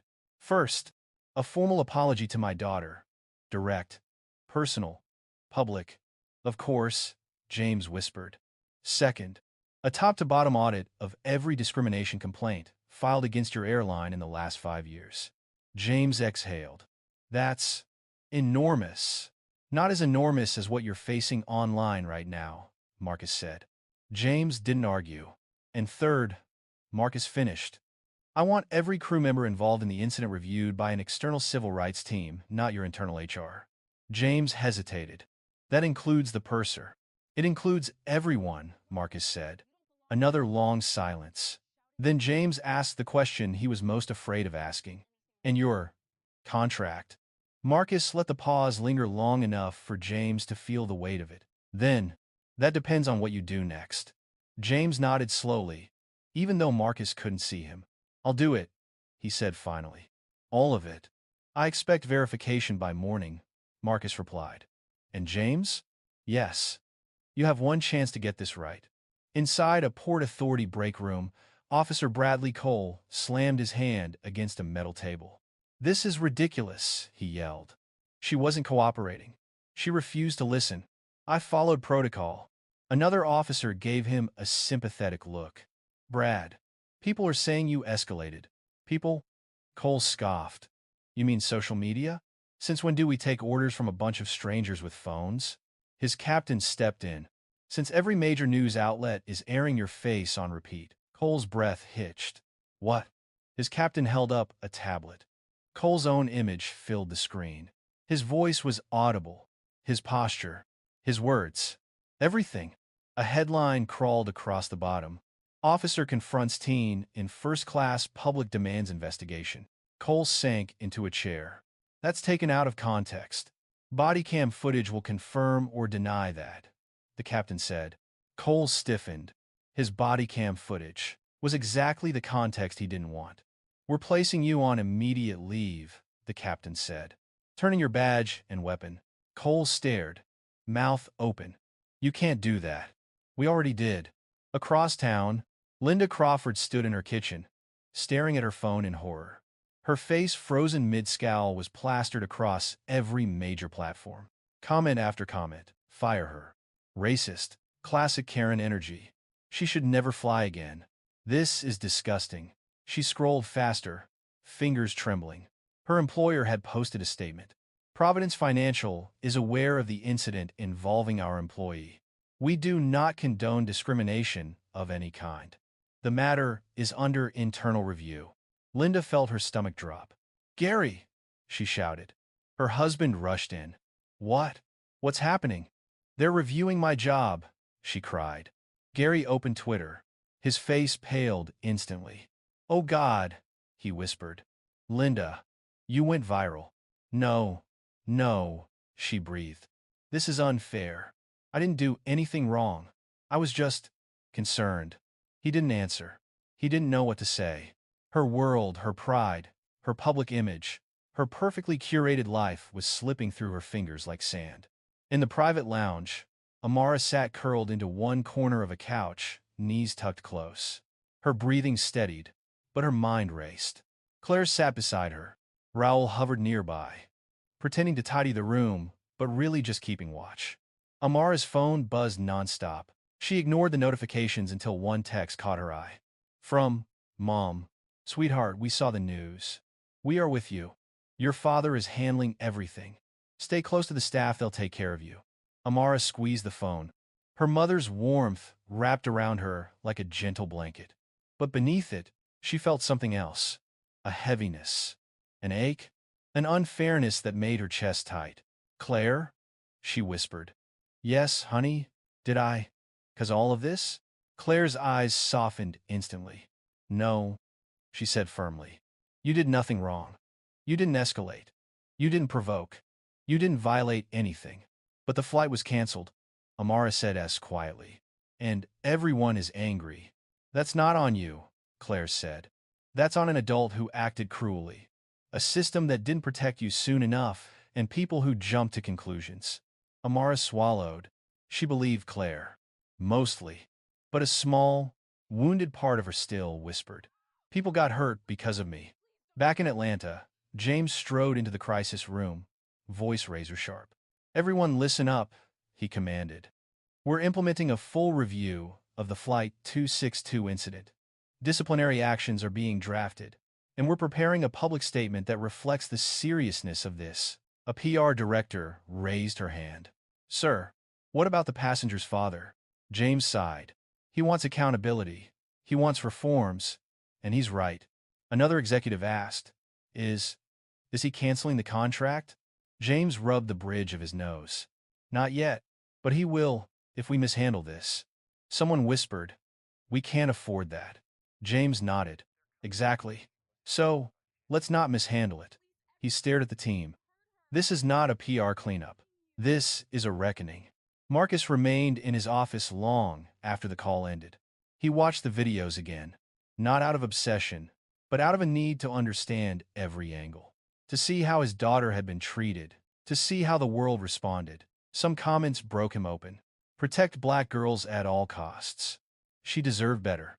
No child should experience this." Others made something fierce light inside him. "Her father must be powerful. Good. Let him burn the system down. I hope he sues everyone involved." When he finally stood, he walked slowly to the window again. City lights shimmered. Cars moved like tiny pulses. Life continued, unaware of the storm swirling around a 16-year-old girl. He closed his eyes. Then he whispered, "I'm not done yet." By the time dawn touched the Denver skyline, with pale streaks of pink, Marcus Reed was already seated at the long glass conference table in his home office. He had not slept. He had not needed to. Some storms sharpen a man rather than exhaust him. His laptop screen glowed with a grid of faces: his legal team, corporate advisors, and two civil rights attorneys he'd flown in virtually from New York and Atlanta. Each wore the same expression, part determination, part disbelief at the scale of the fallout. Marcus tapped a folder open. "Morning," he said calmly, though his voice carried the echo of a sleepless night. "We have work to do." His lead attorney, Angela Porter, a woman known in the legal world for dismantling corporations with surgical precision, nodded. "We saw the footage," she said. "This isn't just a civil case. It's systemic. And it's massive." Another attorney added, "Marcus, you're sitting on one of the clearest examples of discriminatory escalation I've seen involving an airline in years." Marcus didn't react. Emotion would come later. Right now, he was steel. Let's start with the airline, he said. Angela pulled up documents. Atlantic Sky has already issued 2 statements. The first was generic, the second, slightly more serious. Both are insufficient. Marcus's eyes narrowed. Are they admitting wrongdoing? No, Angela said. But they're hinting at policy failures. That's useful for us. Another lawyer leaned forward. The cancellation of the flight was catastrophic for them, financially and reputationally. But legally, it proves panic inside the chain of command. Angela nodded. That panic helps us. It shows they recognize the gravity of what was done to your daughter. Marcus folded his hands. And the crew? We'll subpoena them, she said. Every one of them, starting with the purser and the flight attendant. Marcus shook his head gently. Not Claire. Angela raised an eyebrow. She was present. She'll need to testify. She can testify, Marcus said. But she is not the problem. She defended my daughter. Angela gave a small nod.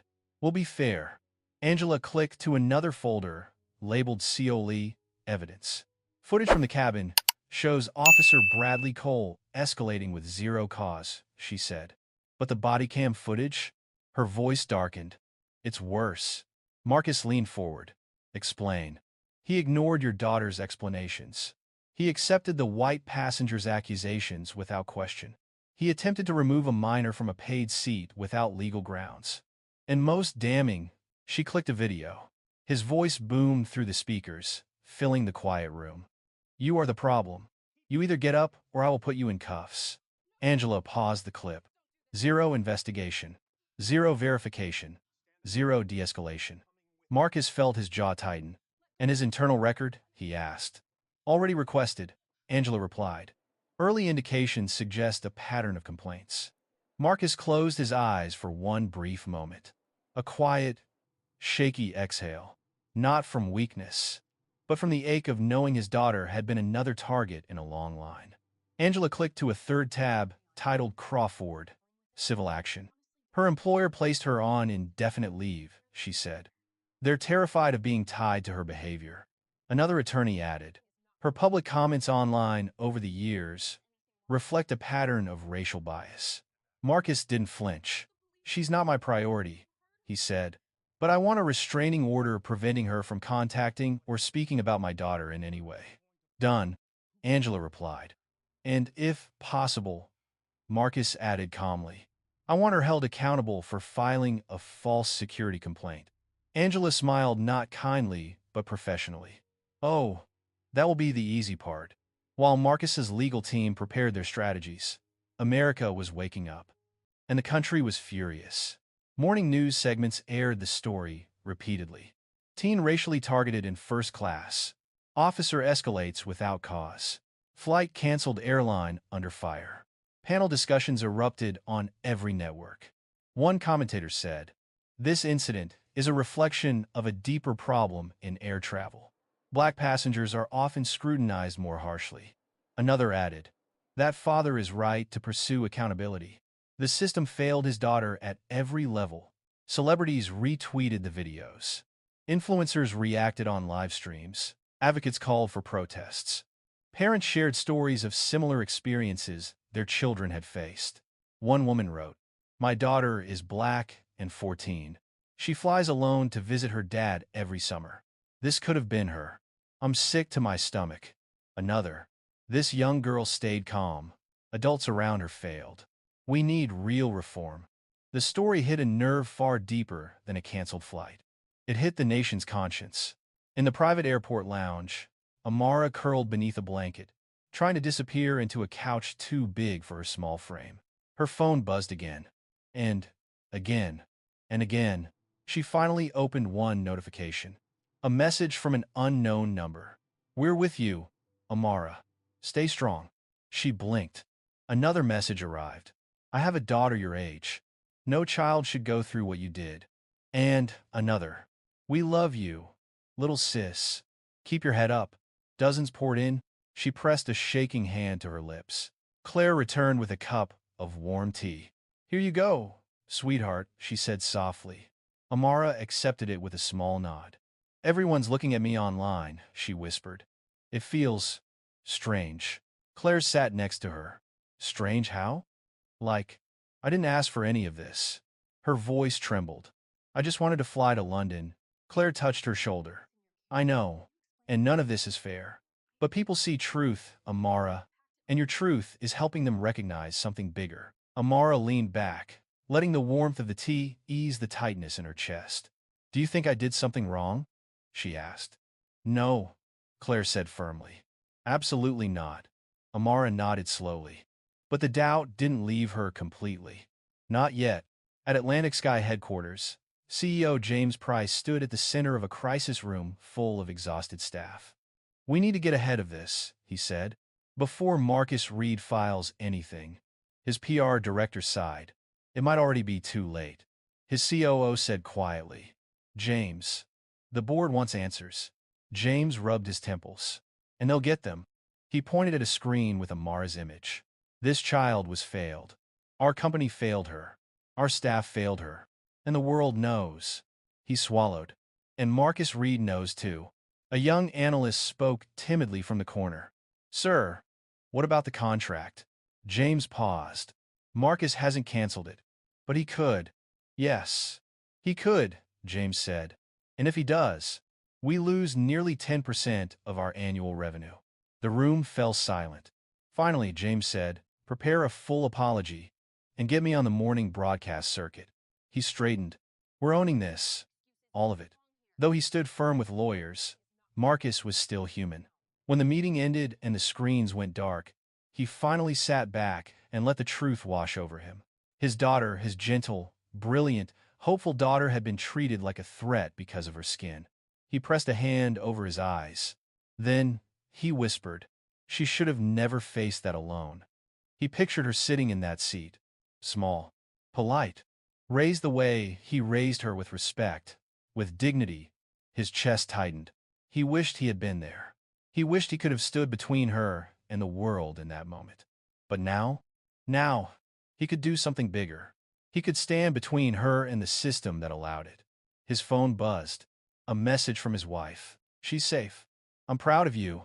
Come home when you can. Marcus exhaled slowly. Then straightened. No more hesitation. No more uncertainty. He would protect his daughter. And he would make sure no child, black, brown, or otherwise, would face what she did because a stranger felt uncomfortable. This was no longer personal. It was a mission. By mid-morning, the world was fully awake and furious. News anchors dissected every second of every angle. Public figures demanded accountability.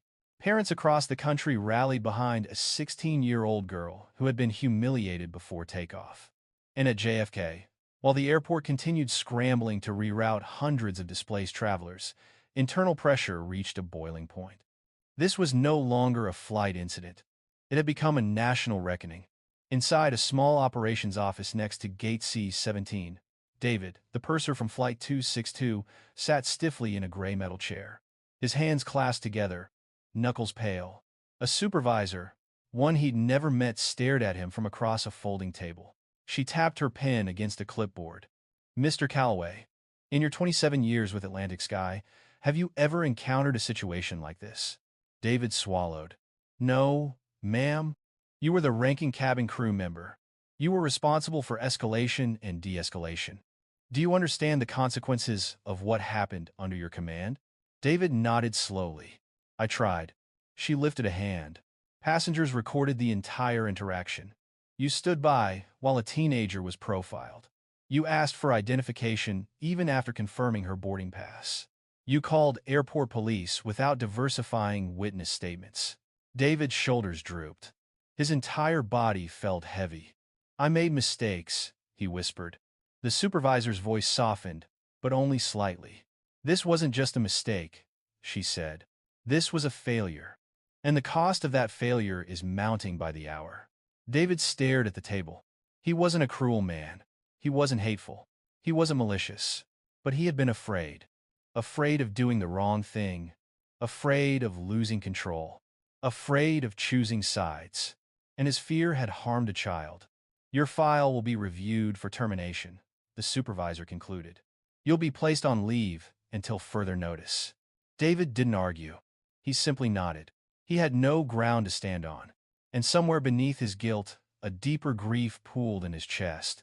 A child had been hurt on his watch. He would carry that for the rest of his life. Down the hall, Claire sat with a different review officer. She looked exhausted. Eyes red, hair pulled into a messy bun, uniform wrinkled from the previous night's chaos. The officer cleared her throat. Claire, unlike the purser, you tried to protect the passenger. We saw the footage. You are not under disciplinary review. Claire let out a shaky breath. Relief washed over her, warm at first, then cold with delayed fear. But, the officer added, you will be part of the testimony, and you will be expected to cooperate with all investigations. Claire nodded. She could do that. She would do that. But the officer continued. There is one more question. Claire looked up. When the teen cried, did she say anything privately to you that we should know? Claire's heart tightened. She remembered the moment vividly. Amara whispering, do you think I did something wrong? Claire swallowed hard. She said she was scared. Claire whispered, and that she felt like she didn't belong. The officer lowered her pen. Her eyes softened. That, she said gently, is the problem with our entire industry. Across the airport, in a sterile Port Authority interrogation room, Officer Bradley Cole paced back and forth. His badge had already been confiscated. His service weapon locked away. His phone buzzing relentlessly with news alerts he refused to open. The captain entered with internal affairs officers behind him. Sit down, Cole. Bradley sat, his jaw clenched, his pride bruised, his future dissolving in real time. An IA officer clicked a remote. A screen lit up. Passenger video. The moment he leaned over Amara, voice condescending, posture aggressive. Pause. The IA officer instructed. Bradley grit his teeth. That's edited. The officer ignored him. They played the next angle. The moment he grabbed for her phone. Then, another. The moment he dismissed the man who defended Amara. Then, the full body cam footage. Raw, unedited, devastating. Bradley's breathing grew shallow. This is a witch hunt, he spat. No, the IA officer said. This is accountability. The captain placed several documents on the table. Cole, complaints against you span back 8 years. Most went uninvestigated. That stops now. Bradley's voice broke. I didn't do anything wrong. Yes. The captain whispered. You did. And a child paid the price. Silence fell. The IA officer slid the final notice forward. Effective immediately, you are relieved of duty pending termination. Bradley stared at the paper. The room tilted slightly. His throat tightened. Everything he had built, every ounce of authority he relied on, crumbled in a single breath. This isn't fair, he rasped. But fairness was not something he had shown the girl in seat 2A. And justice, when it arrives, never knocks softly. Inside her immaculate suburban kitchen, Linda Crawford sat trembling at the edge of her granite island. Her phone lay face down, buzzing nonstop. Gary came home early, pale and tense. Linda, he whispered, your company released another statement. She grabbed the phone with shaking fingers. The update read, effective immediately. Providence Financial has terminated Linda Crawford's employment due to conduct that violates company values. Linda gasped. No, no, no, no. Gary rubbed his face. They fired you. But I was the one threatened, she cried. I was the one uncomfortable. I was just expressing concerns. Gary's voice rose for the first time. You targeted a child. Linda, a child sitting quietly in first class. What were you thinking? Linda recoiled. Tears stung her eyes. I didn't mean for any of this to happen, she whispered. But intentions didn't erase consequences. Her HOA email lit up with complaints. Her friends removed her from group chats. Her book club kicked her out. Her social media was overrun with thousands of furious comments. For a moment, she felt like she was drowning.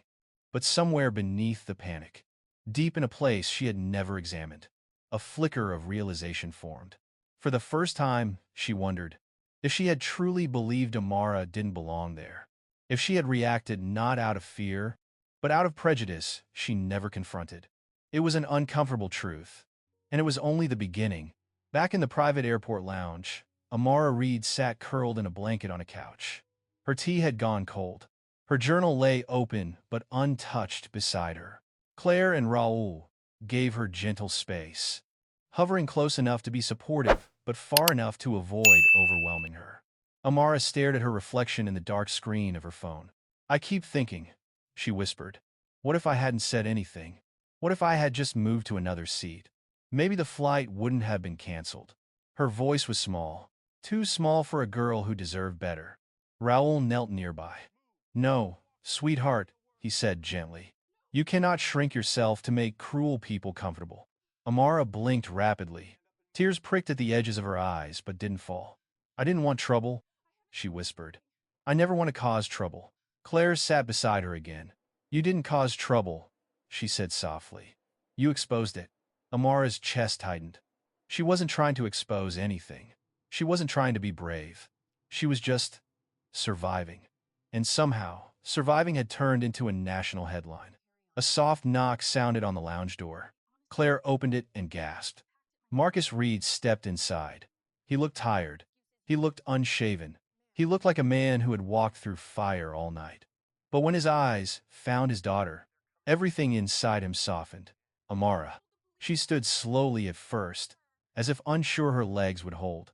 Then, she rushed to him, burying herself in his chest. "Dad!" Marcus wrapped his arms around her with a strength that nearly lifted her from the ground. "I've got you," he whispered into her hair. "You're safe. I'm here." Her breath broke into a quiet sob. And only then, only when she was held, did she finally let herself cry. Marcus closed his eyes, forehead resting on top of her head. His voice a low vow. "This ends now. What they did to you, it ends today." Marcus pulled away gently and looked her in the eyes. "You did nothing wrong," he said firmly. "Do you hear me? Nothing." Amara nodded. His hand cupped her cheek. "I'm going to fix this," he said. "And not just for you. For every kid who gets looked at the way that woman looked at you."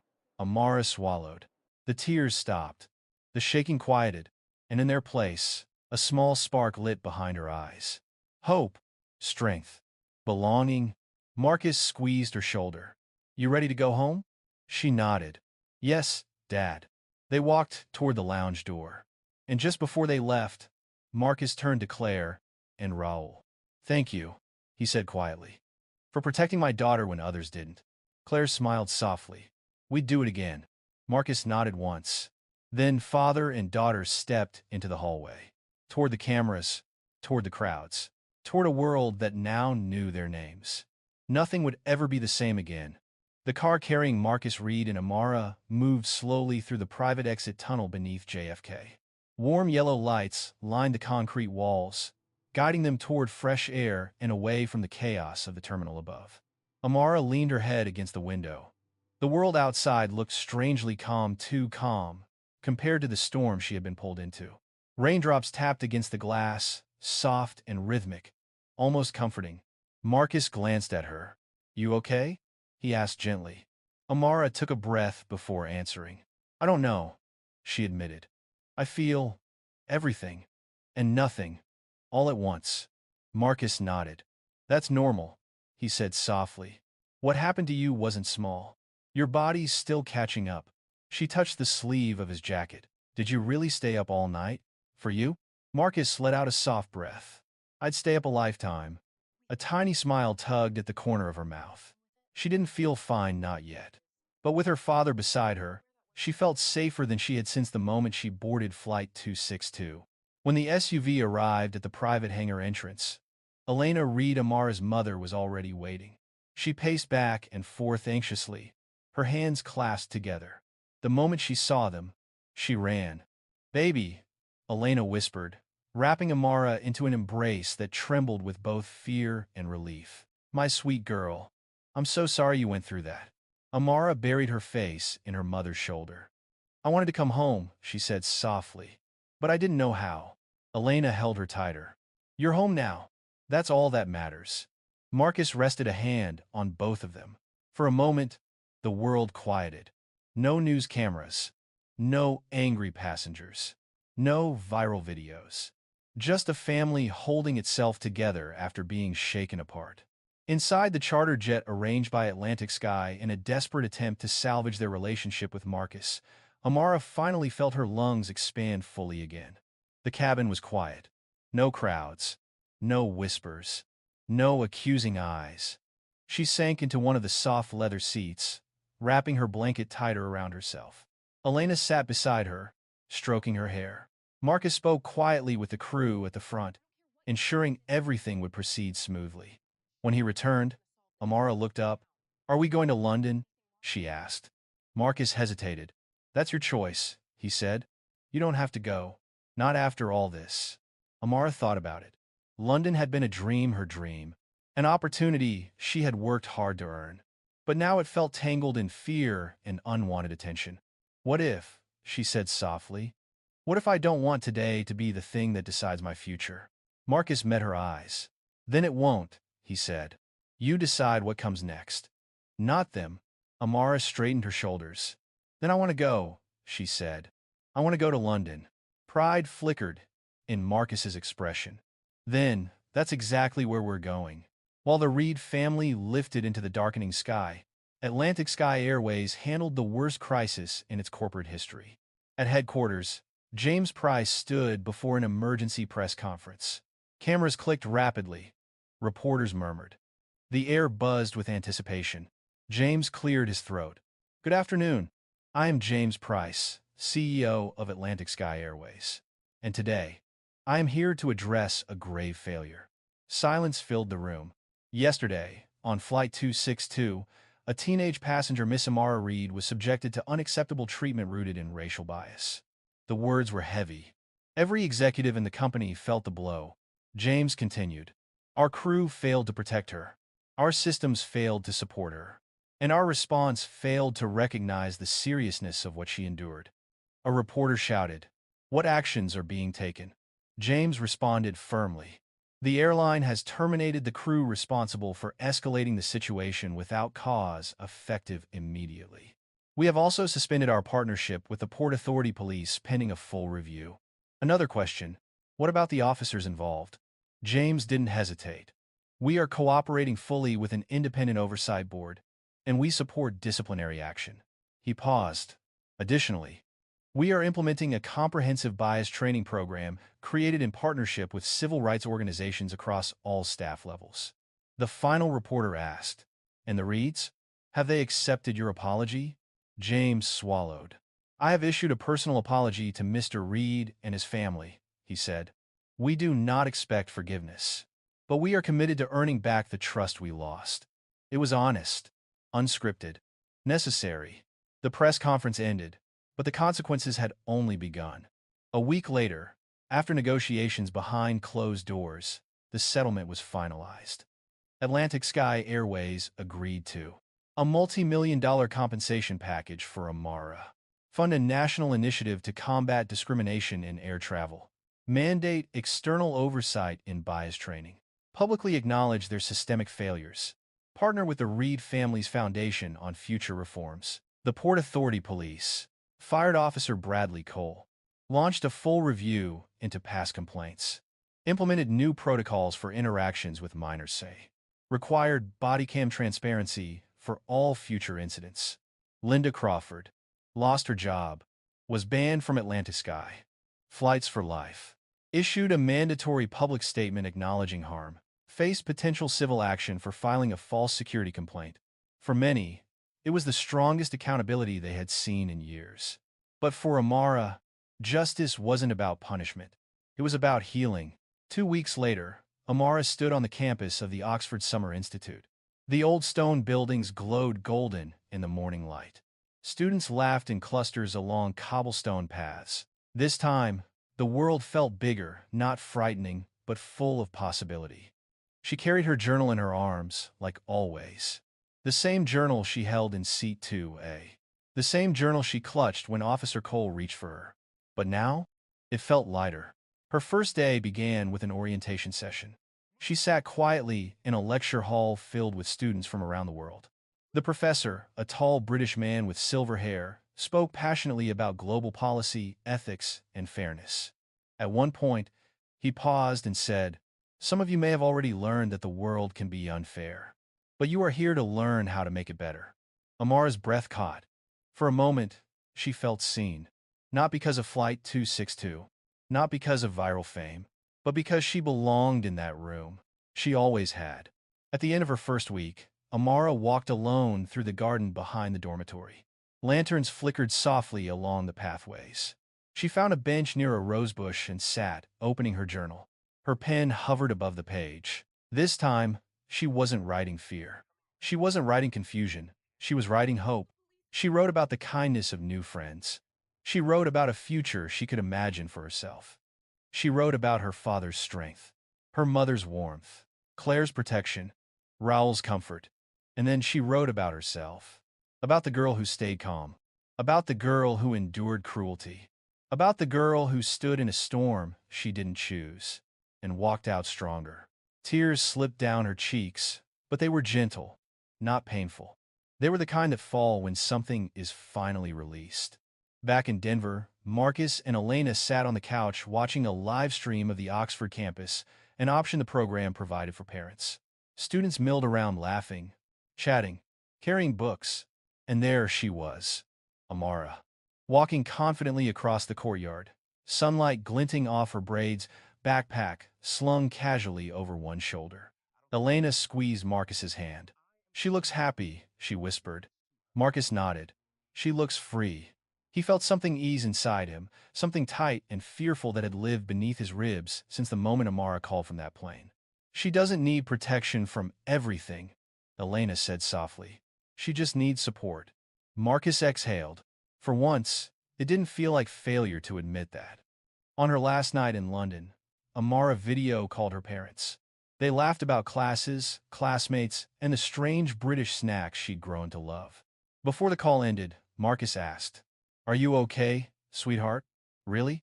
Amara looked at both of them, their faces warm and familiar, and she answered, this time with confidence.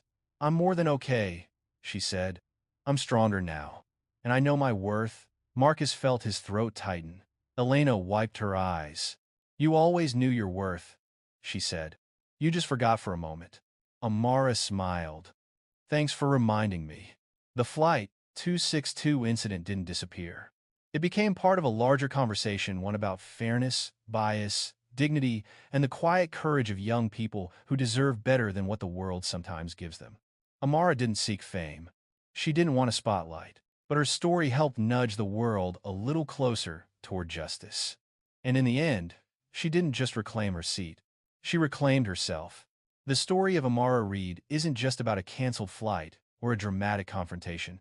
It is, at its core, a reminder of how easily dignity can be threatened and how powerful it is when someone chooses to protect it. Many older viewers know this truth well. Life can change in a single moment. A misunderstanding, a careless word, a flash of prejudice, these things have real weight. They can wound deeply, especially when directed at the young. But the story also shows something even more important. Silence is not the only option. When Marcus Reed stood up for his daughter, he did more than defend her seat. He defended her sense of self-worth. He reminded all of us that standing firm, calmly and wisely, can reshape the outcome of even the darkest situations. It teaches us that strength doesn't always look like anger. Sometimes strength is steady, measured, quiet, but unwavering. And it teaches us that the most powerful gift we can give the next generation is the courage to believe. You belong. You matter. No one gets to decide your worth. For viewers who have lived long enough to see the world change, sometimes slowly, sometimes painfully, this story may echo a familiar ache. But it also carries hope.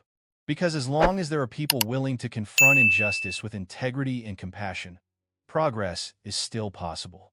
May we all remember to speak up when it matters. And may we all raise children who know they deserve to be treated with respect everywhere they go. Thank you so much for spending your time with this story. Your presence here means more than you know.